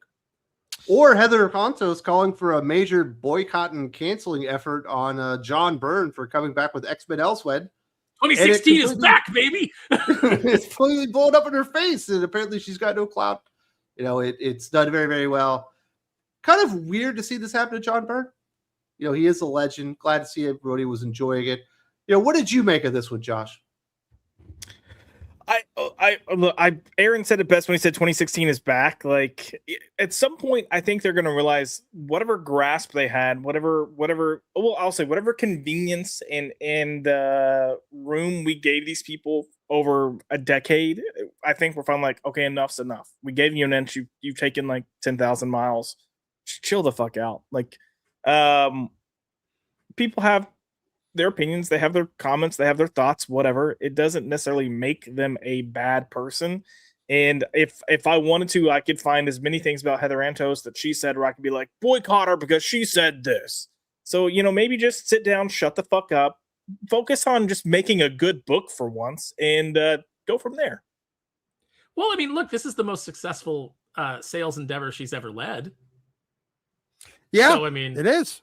I think that's to be commended. If I could get Heather to come out and say that no one should read Kneel Before Doom Phase 2 when I launch it, that'd be great. I'd kick her a royalty. Send her some free copies. See if she says anything about it. Didn't Heather say something mean about Rini like on Twitter a couple of years back, and she got a giant push, for Fiendish. It worked for because it's like it's at this point, it's just a rallying cry when you try to cancel somebody for everybody else. Mm-hmm. So, if you really don't want people to read John Byrne's book, you just stay quiet about it. You don't Streisand affect it, because that's exactly what happened. It ballooned up. I mean, it's been a bad week for the Whisper Network. They've been, it was illustrated that they don't have any power anymore to affect sales, to cancel a legend, which has got to be demoralizing. And then shit fetishists. Yeah, and then when another one of your compatriots goes down for trying to videotape people's genitals in his house at a party, it's just a bad week for the Whisper Network. So what are you gonna do? I just have some popcorn. Light a candle for the Whisper Network, save the world, everybody. Send a bouquet to the Beat, and tell them you're very sorry that they lost another ally in their fight. Well, Perch is laughing his balls off this week. Oh, I'm sure. The industry, and I say industry meaning anything media related, whether it's comics, television, film, they used to understand, like, if you don't like something, don't talk about it. Just don't talk about it. Mm-hmm. Because Aaron's right. All this kind of like, finger wagging and naysaying and screaming from the mountaintops, it's just publicity. Like we're seeing it here. We saw it with the Harry Potter game when everyone's like, "Oh, we're boycotting." What was it? Hogwarts Legacy. It's gonna fail, and it was like the best-selling game. 2 years in a row? I don't know. Just illustrate that your movement has no power. Yeah. Is what you do, and it's like, so now the next time you try to do something, or you try to get people fired up, it's going to have even less effect, because and you can't even affect or scare the companies anymore, because they realize your boycott is meaningless. You have no power base. You're just somebody on the internet saying something, and actually, they kind of probably hope that you do say something against their product, because it gets people to go, "Hey, what? Wait, what? Oh, well, let me check that out." I mean, for me, it reminded me, did I order Elsewhen? I need to go check and see if I put in my order for that. That's all it did there. And then you saw other people go like, I ordered it because Heather Antos told me not to. Aww. It was a reminder to me that, oh shit, I never. And then when I checked with my LCS, they're like, oh yeah, we're pre-sold out. So I'm like, really? All right. Shit, I guess I'll just order it on Amazon. Mm-hmm. And so now I'm waiting for a couple more days for Amazon to deliver it. My shop had 7 copies. I counted. They had 3 at the counter and 4 at the new release shelf. And it's $40 in a hardcover. I mean, a nice collection too. I like the book itself, but it was like I was already spending close to $30. I spent $27 this week on floppy. So it was like, if it's still here next week and it's not going to kill me to wait a little while to get this book, and maybe just, my store has sales like twice a year, like 40% off of everything on the shelf. Maybe I'll just wait for that to get it at a discount, but so it's not going to kill me that I'm not going to suffer from fear of missing out with this. I will get my copy. I will. I mean, look at it this way. John Byrne. Remember when Heidi McDonald said nobody wants a John Byrne X-Men in 2024? Oh yeah. And John Byrne just sold a $40 book. Yeah. And probably outsold at least half of the X line. Yep, I can confirm what the person said in chat. It is sold out on Amazon right now too. Mm-hmm. Yeah, so I would say they're for sure selling out the X line right now. That's cool. Number one best. They're out. The only book it's possibly not outselling is X-Men and Uncanny X-Men, and that's just from people that still have it on the pull list. I just think it's those crazy. Are probably only 30,000. it turns out that a compromised and corrupt 65-year-old feminist journalist doesn't have her finger on the pulse of what comic fans want. What Shocking, a shock. I know. Well, Fan Expo is coming up here in Boston at the first weekend of August, and Heather's going to be there. And Heather's usually there every year. I visit her. I go up to her table and I just say, "Hi, how you doing? How's your day going?" Because Ask her to sign your copy of Elsewhen. I was thinking that, but don't. It's funny to talk like this in on the internet. But I mean, we don't behave like this at the con. No. No, absolutely. Like I had a very politely. pleasant conversation with Heather at MegaCon. That's cool. Yeah, you know, it's like this is look, social media. It breaks people's brains. Everything is so heightened. Everything you say, like if we were saying this in person and we were all standing around a bar, we're just busting balls, right? Like that's how it would be interpreted. But because it's on the internet, it's an attack. It's harassment. Everything is heightened. And, everything she says is heightened. Everything we say is heightened. But if we were all standing in a room, it's probably fine. You know, so it's like you just gotta, and everybody has differences of opinion.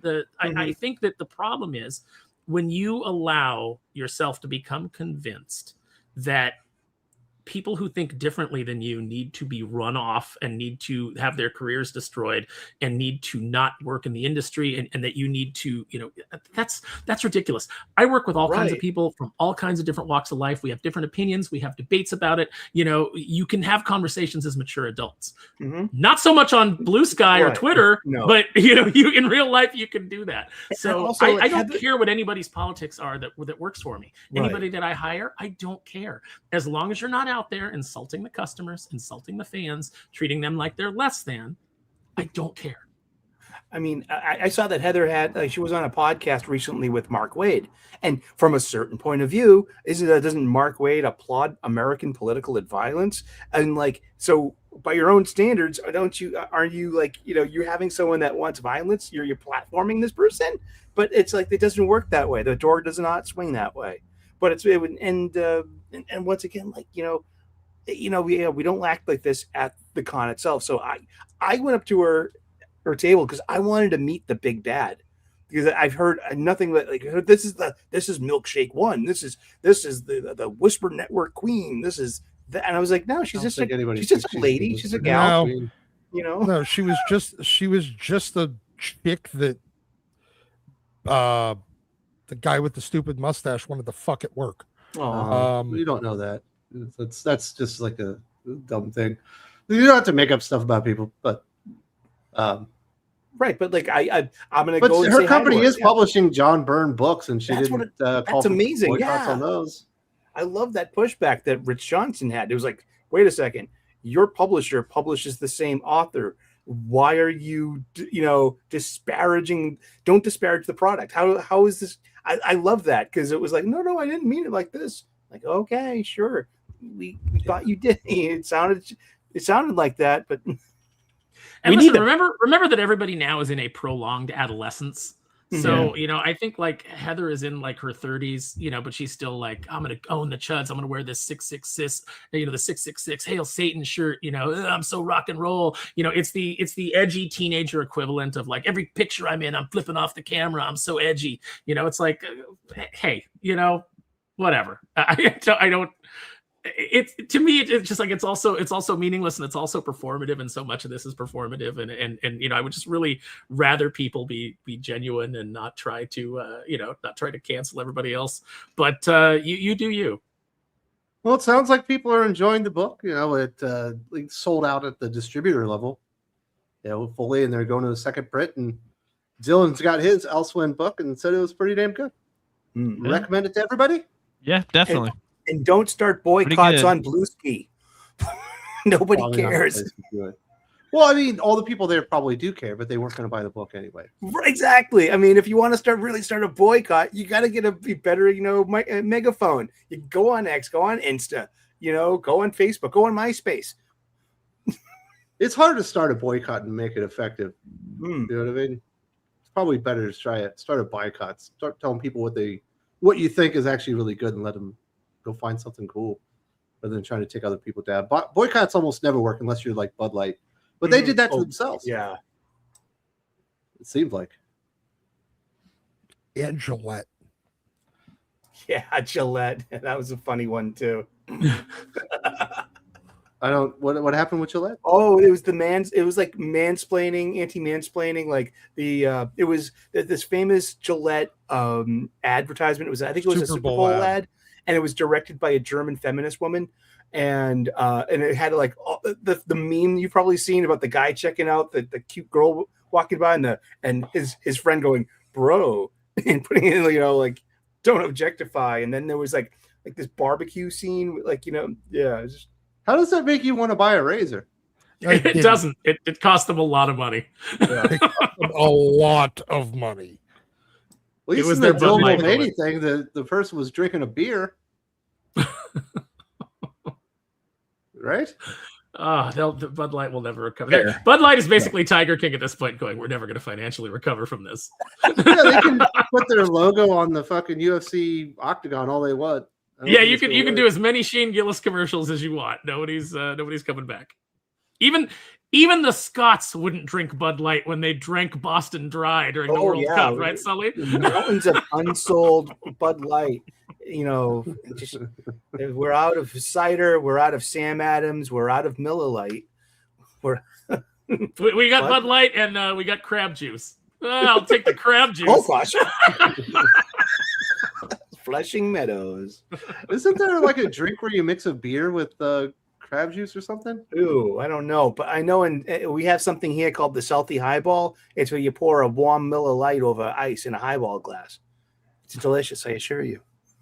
What do you got left to drink? Bud Light and crab got juice. some expired Mountain Dew Code Red. Mountain Dew. I'll take the I'm Code taking Red. that Code Red. Yeah. Because the worst that happens is it ferments, and I get drunk from it. Omega Man says he didn't even know about the Elsewhen publishing until the drama. So thanks to Heather.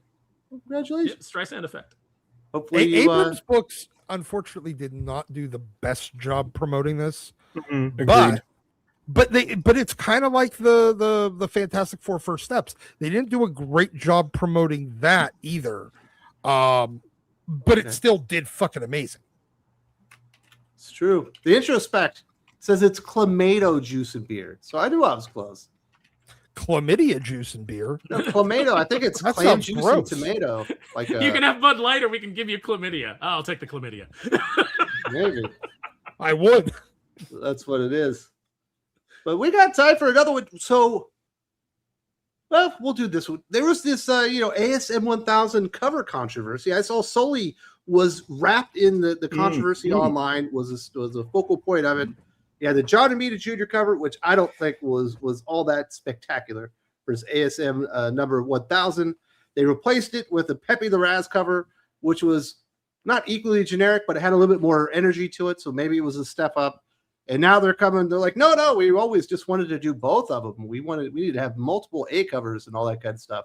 What did you think of it, Sully? I saw you were out there talking about it nonstop. Oh man, well, I'm a big John Romita Jr. fan, and sometimes defender of him, because in the modern tastes, people don't seem to like Johnny Jr. I love him. I think his pacing, his camera work, his penciling's great. His penciling's like always dependent on his inker, though. I mean, Scott Hahn has been doing a lot of his Spider-Man work for decades now, and I love it. I mean, I grew up in the '80s when it was Dan Green and Al Williamson were doing Amazing Spider-Man, Uncanny X-Men, and then Daredevil. That's my '80s experience. There is growing up with Johnny Jr. And then comes this Spider-Man 1000 cover, and I'm like, there's something about it that just turned me off immediately. And then I did a little research into it, and it's the digital painting aspect of it. It's at least you'll learn a bit more about the coloring process. And because back in the day when I was a kid, it was a simple thing. They had flats, and then they exaggerated flats, and then you had zipatones and to add a bit more shadowing and depth to things and texture. But now we have things with gradients and cell shading, and then this thing about digital paint. And I'm like, you lost me there. As that's just more like, it's kind of close to coding. And I know when I say this, it upsets colorists. All the colorists that follow me on Twitter are really mad at me. No, and I don't mean to You've upset an entire vocation. I think so, because I have this opinion that the digital coloring it's glorified coding. Garbage. It's some of it looks great and some of it, but most times I think it's like you have too many colors to choose from. You have so many options and you make so much exaggerations in the backgrounds and just this. You get lost in it. It's muddy garbage. The last group that did digital coloring correctly was fucking Liquid. That was the last time Liquid and Wildstorm's coloring department and like Laura Martin and them and the fucking people over at Malibu. Those were the only people that have ever done digital coloring correctly. Everyone since is fucking garbage. Everybody talks about Marte Grassi being so great. He colors fucking mud. If I want 4,000 shades of mud, I'll call Marte Grassi up. And throw some Everqueer in the background too. The bisexual lighting of purple, pink, and blue. And but then you saw a lot of other people take Johnny's pencils and then recolor it, and it became a better Spider-Man image to me.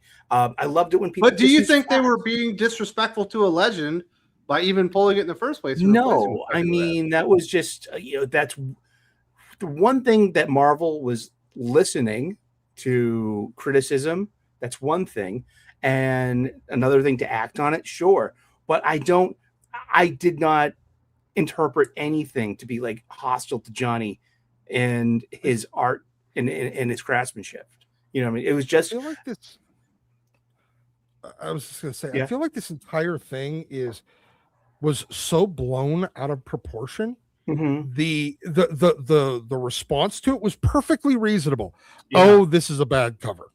Nobody said, and the comics industry and the comics media decided to do that same shit that they've tried doing every time we criticized a woman or someone else of, oh, you're sexist. Now, but they did it differently this time where they're like, oh, you're a legend. You're attacking a comics industry legend. No, we just said it's a bad cover. Right. They took innocuous criticism as something terrible, and then they all felt the need to, as a personal attack instead of, no, it was just a bad cover. And then everybody kept making the argument that, oh, well, now you're attacking a legend. No, we just don't believe that legends, just because you're a legend doesn't mean everything you ever do is perfect. Right. Sorry. No one ever said that you weren't a legend because you had a bad cover. But we can all agree, Doc, the cover that they should have used was the J. Scott Campbell cover. Honestly, even that one, I think for J. Scott Campbell, not the best cover. It's mostly just 1000 photos. Perfect. It's fine. It's just a photo effects cover. The line art on all of them, every single one that I've seen so far, is middling at best. I have yet to see. Definitely disparaging J. Scott Campbell there. Why are you disrespecting the legend? Because the line work itself is middling. It's all about the reflection. That's all done digitally with digital coloring. Should have used that one. Also, Spider-Man's costume is not metallic, so it shouldn't reflect. It should reflect off the eyes, not off the costume itself. So, unless he's back in like the Dan Slott robot like the Iron Spider costume or whatever the fuck techno. I think they were cheating for Parker Industries. Different cells on the costume as like comic cells and showing classic characters and moments. I don't think it's actually meant to be a reflection. But it looks like a reflection because it's all laid with that same color tone. I think you could have done this better. I don't think any of them are particularly good. There are some that are better than others. John Romita Jr.'s was just boring. But leave it to Marvel. to turn a cover on ASM 1000 into a controversy. Congratulations, guys. Yay. They'll really push those variant covers now. That's the marketing they were looking for. It is. Which one are you getting, Dylan? Which cover are you going for? I mean, I'm not buying this issue, but if I did, I get the Lee Biermo one. That one looks really good. I love Guillermo. I do Bermejo or Alex Ross's. I think those two. I like the Alex Ross because it's that's like that moment. You know, it's like, all right, like holding up the debris. So you're not going to get a piece of history, ASM 1000? I don't know. I might.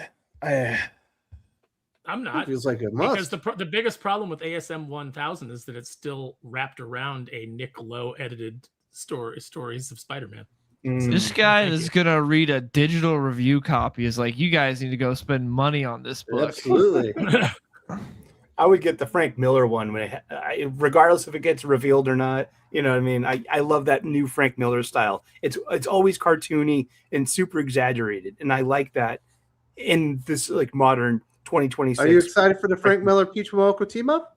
Ooh, maybe. It's probably the most exciting thing about the book. Yeah, but am I spending $10 on this book? I don't think so. Oh, is nobody It's not going like for when the Scotty it's, Young baby variant? I felt like when Action 1000 and Detective 1000 came out, like it was must buy no matter whether you like Superman or Spider-Man or Superman or Batman or not. Is the luster of 1000 worn off already? It's such a cheap way to get to 1000 though. It's so inflated. You know, remember when Spider-Man was like, 3 times monthly? You know, just like how to inflate your cover, you know. Well, but unlike everyone else, they got it there the honest way. It was only issues of ASM. They didn't fold in the issues of Adjective of Spider-Man and Web of Spider-Man and all the other ones. Otherwise, they could have been at pushing on issue 2000. They could have been the first one to get to issue 2000. It's Venom 1000, everybody. Yes, we counted that Sins of the Boss, mini and Venom Boar. Sign of the Boss. I'm sorry, that's what it was. God, that was awful.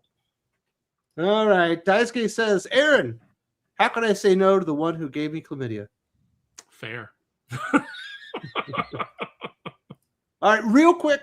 We'll throw this one to Dylan because he seemed a little agitated. What are you thinking about the animated Absolute Batman series with Scott Snyder as the showrunner? Is that exciting? I think that's a great idea. I think it's smart. Strike while the iron's hot, and assuming they can nail because it's full CG, assuming they can actually give us a good art style for the animation and get a good voice actor for Batman, I think this is a good idea. Because that's something that manga's had up on American Comics forever, is having these one-to-one adaptations that get people to actually read the source material. So if they can nail this could be a huge hit. So it's going to be the 3D animation? Yeah, it's going to be this. That's full CG. I would prefer the 2D. I think it would fit the style better, but this should be fun. I feel like Absolute Batman pulls so much from manga anyways. You should have gone for more of that anime style art. I think it would have served the story better. And also, I don't know, just because American, television, I don't know how much we're going to get a 1-for-1 adaptation. Yeah, Scott Snyder is the showrunner, though, so we'll see. He's a showrunner, but it's also his, and I could be wrong, but it's his first time stepping into TV. They're not going to let him just run free. They're going to have someone there calling the shots. Yeah, there'll be someone there working with him. What I think will be... It would be smart if they did it 1-for-1, though. Yeah. Oh, no, I agree. I agree with you there. Getting this out to a wider audience is a good idea, but I mean, is Scott up to all the phone calls he's going to have to make to everybody who doesn't like it? I mean, you get that much bigger audience. It's like, oh my God, 300,000 people thought this sucked. He's got to call every one of them and tell them that they're wrong and how great it is. Yeah, not everyone's going to go for a 6'10", 450-pound Batman. But I think it's a good idea. Pretty smart. And I think the Nightfall trailer, obviously, as we mentioned earlier, looked like a fucking banger, dude. That shit looked cool. That looks sick.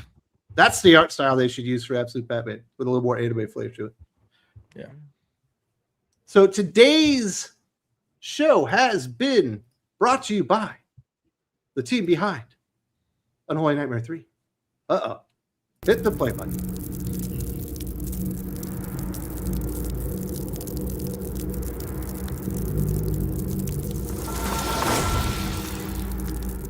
Previously, monsters became mankind's last line of defense, led by an ancient vampire, a fragile alliance built on distrust, a vigilante turned something darker, a cop fighting the beast within, a cursed priest bound to a demon, a child trapped in a monster's body. But now, something ancient has surfaced. The Tome of Leviathan, a book of apocalyptic power that no human can understand. Except one, Dr. Herbert West. Cold, methodical, obsessed with conquering death. First, he brought the dead back. Then, he learned to control them. Now, with the tome, he won't just raise the dead, he'll command them. Dinosaurs, corpses, monsters, everything that's ever died will fight for him. And if that wasn't enough, something inside the team is breaking. If they fail, the world won't survive.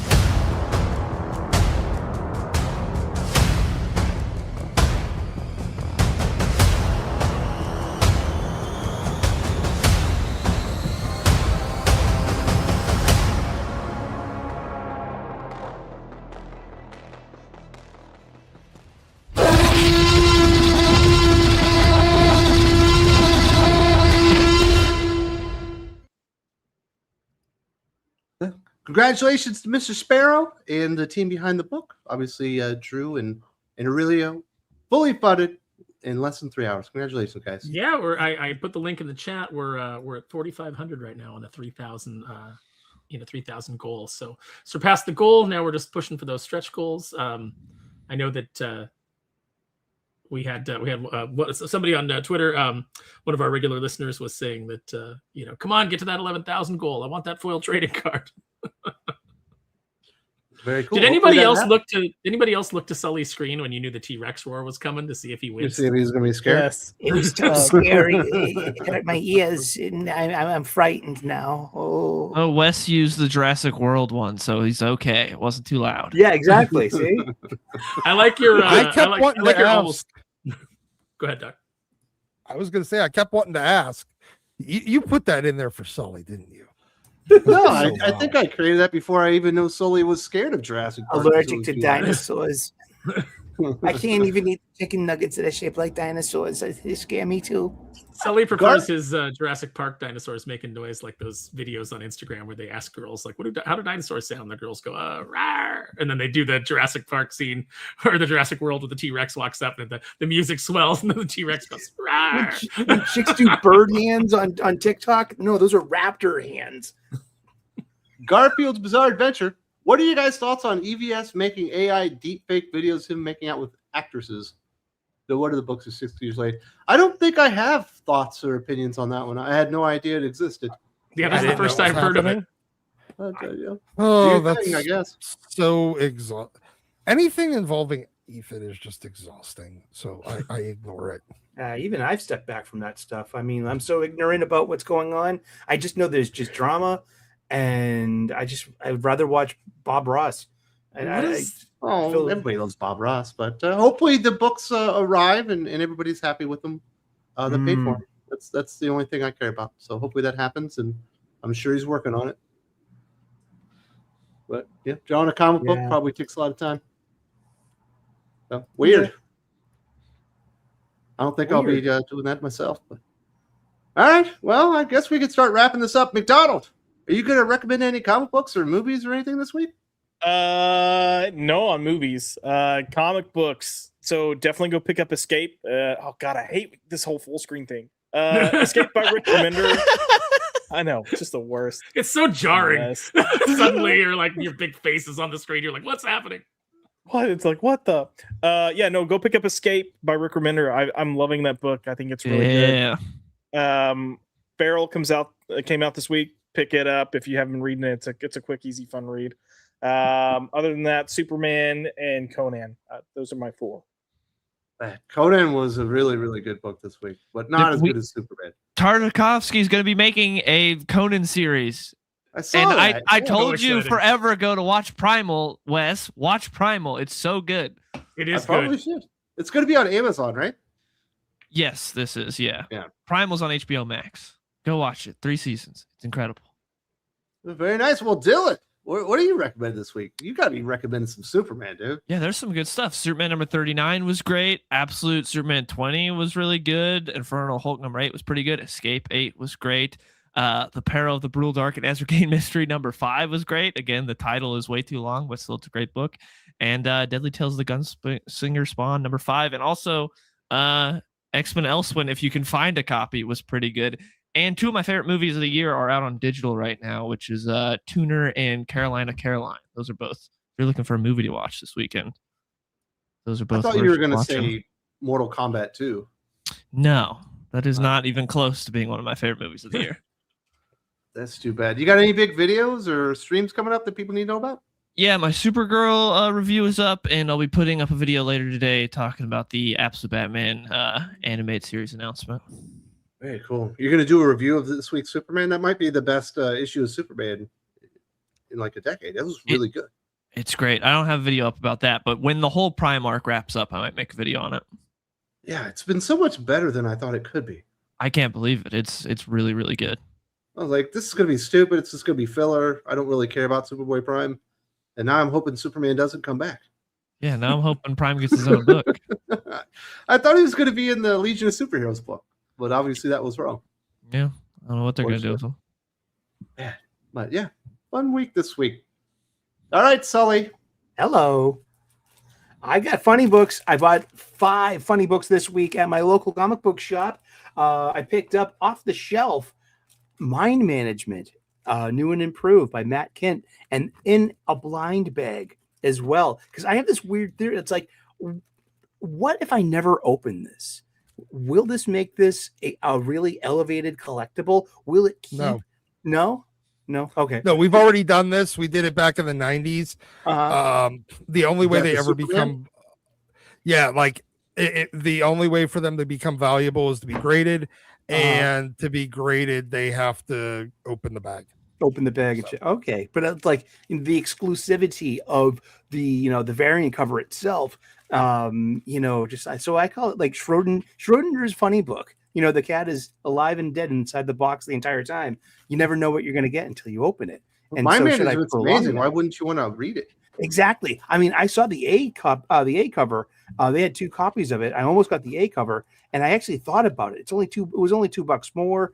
And the paper quality. Once again, I love some of these just like these funny books that have the rougher, newsprinty kind of stuff. It's not glossy, and I love the way it holds the colors, and it feels so nice on my fingertips.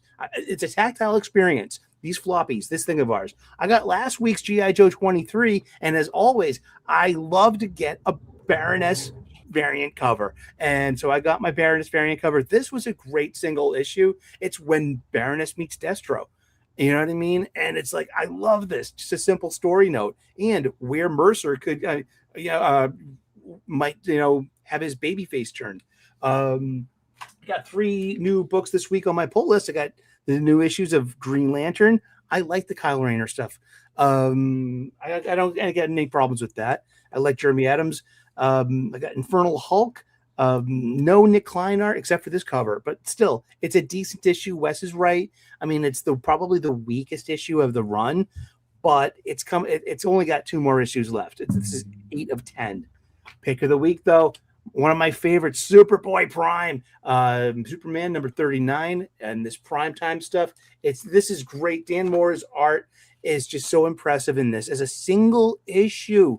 This hopefully will win an Eisner next year. You know what I mean? Because of the single issue category, this might have it because he just changes his art style so many times, and it has so many different genres that it's covering.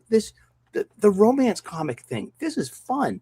This is a fun book, and so don't miss out. Don't be sleeping on Superman. I got every issue by far so far. Joshua Williamson is doing great on G.I. Joe and on Superman, two of my favorite monthlies. And so get yourself to a funny book bodega, a local comic book shop. Get yourself a pull list. Support these small local businesses and support bookstores. That's your local comic book shop. God bless I'm glad everyone. you're liking Green Lantern, but Dylan, I thought that this week's Green Lantern was the worst issue of anything Jeremy Adams has written that I've read.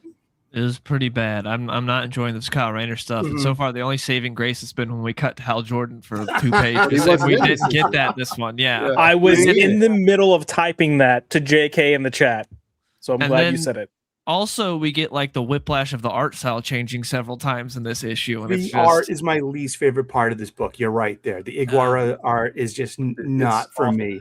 I mean, you're bringing Jenny Lynn Hayden Jade back into Kyle's life, and they were a couple for years, way back, 20 odd years ago. But she was a supermodel, so she should be like a lot finer, a lot prettier, and she's like really uglied up for this book. I didn't like that. Yeah. Unfortunately, hopefully Hal will come back to the forefront soon. All right, Mr. Sparrow. It looks like you might be, I don't know, tweeting or something like that. You got any toys or comic books you want to recommend? Responding to the chat. First of all, I am surprised to hear that Sully would want to denigrate this issue of Superman by having it win an Eisner. That's actually it would make me think less of it. Yes. Yep, the Eisners are meaningless. Okay. So I do have some recommendations this week. I'll get to the comic book ones in a minute, but it has been a big week for G.I. Joe. Everybody knows Doc and I big G.I. Joe fans. So Airtight arrived, one of my favorite Joes. So we got a great new figure of him. Super excited about that. Helmet comes off. He's got a nice little head sculpt under there. So that is fantastic. He can fight all those new Toxo Vipers that they just announced. From 52 Toys, they do a lot of quote unquote knockoffs. And they did one of Marshall Bravestar. And so I need to order 3030, his horse friend.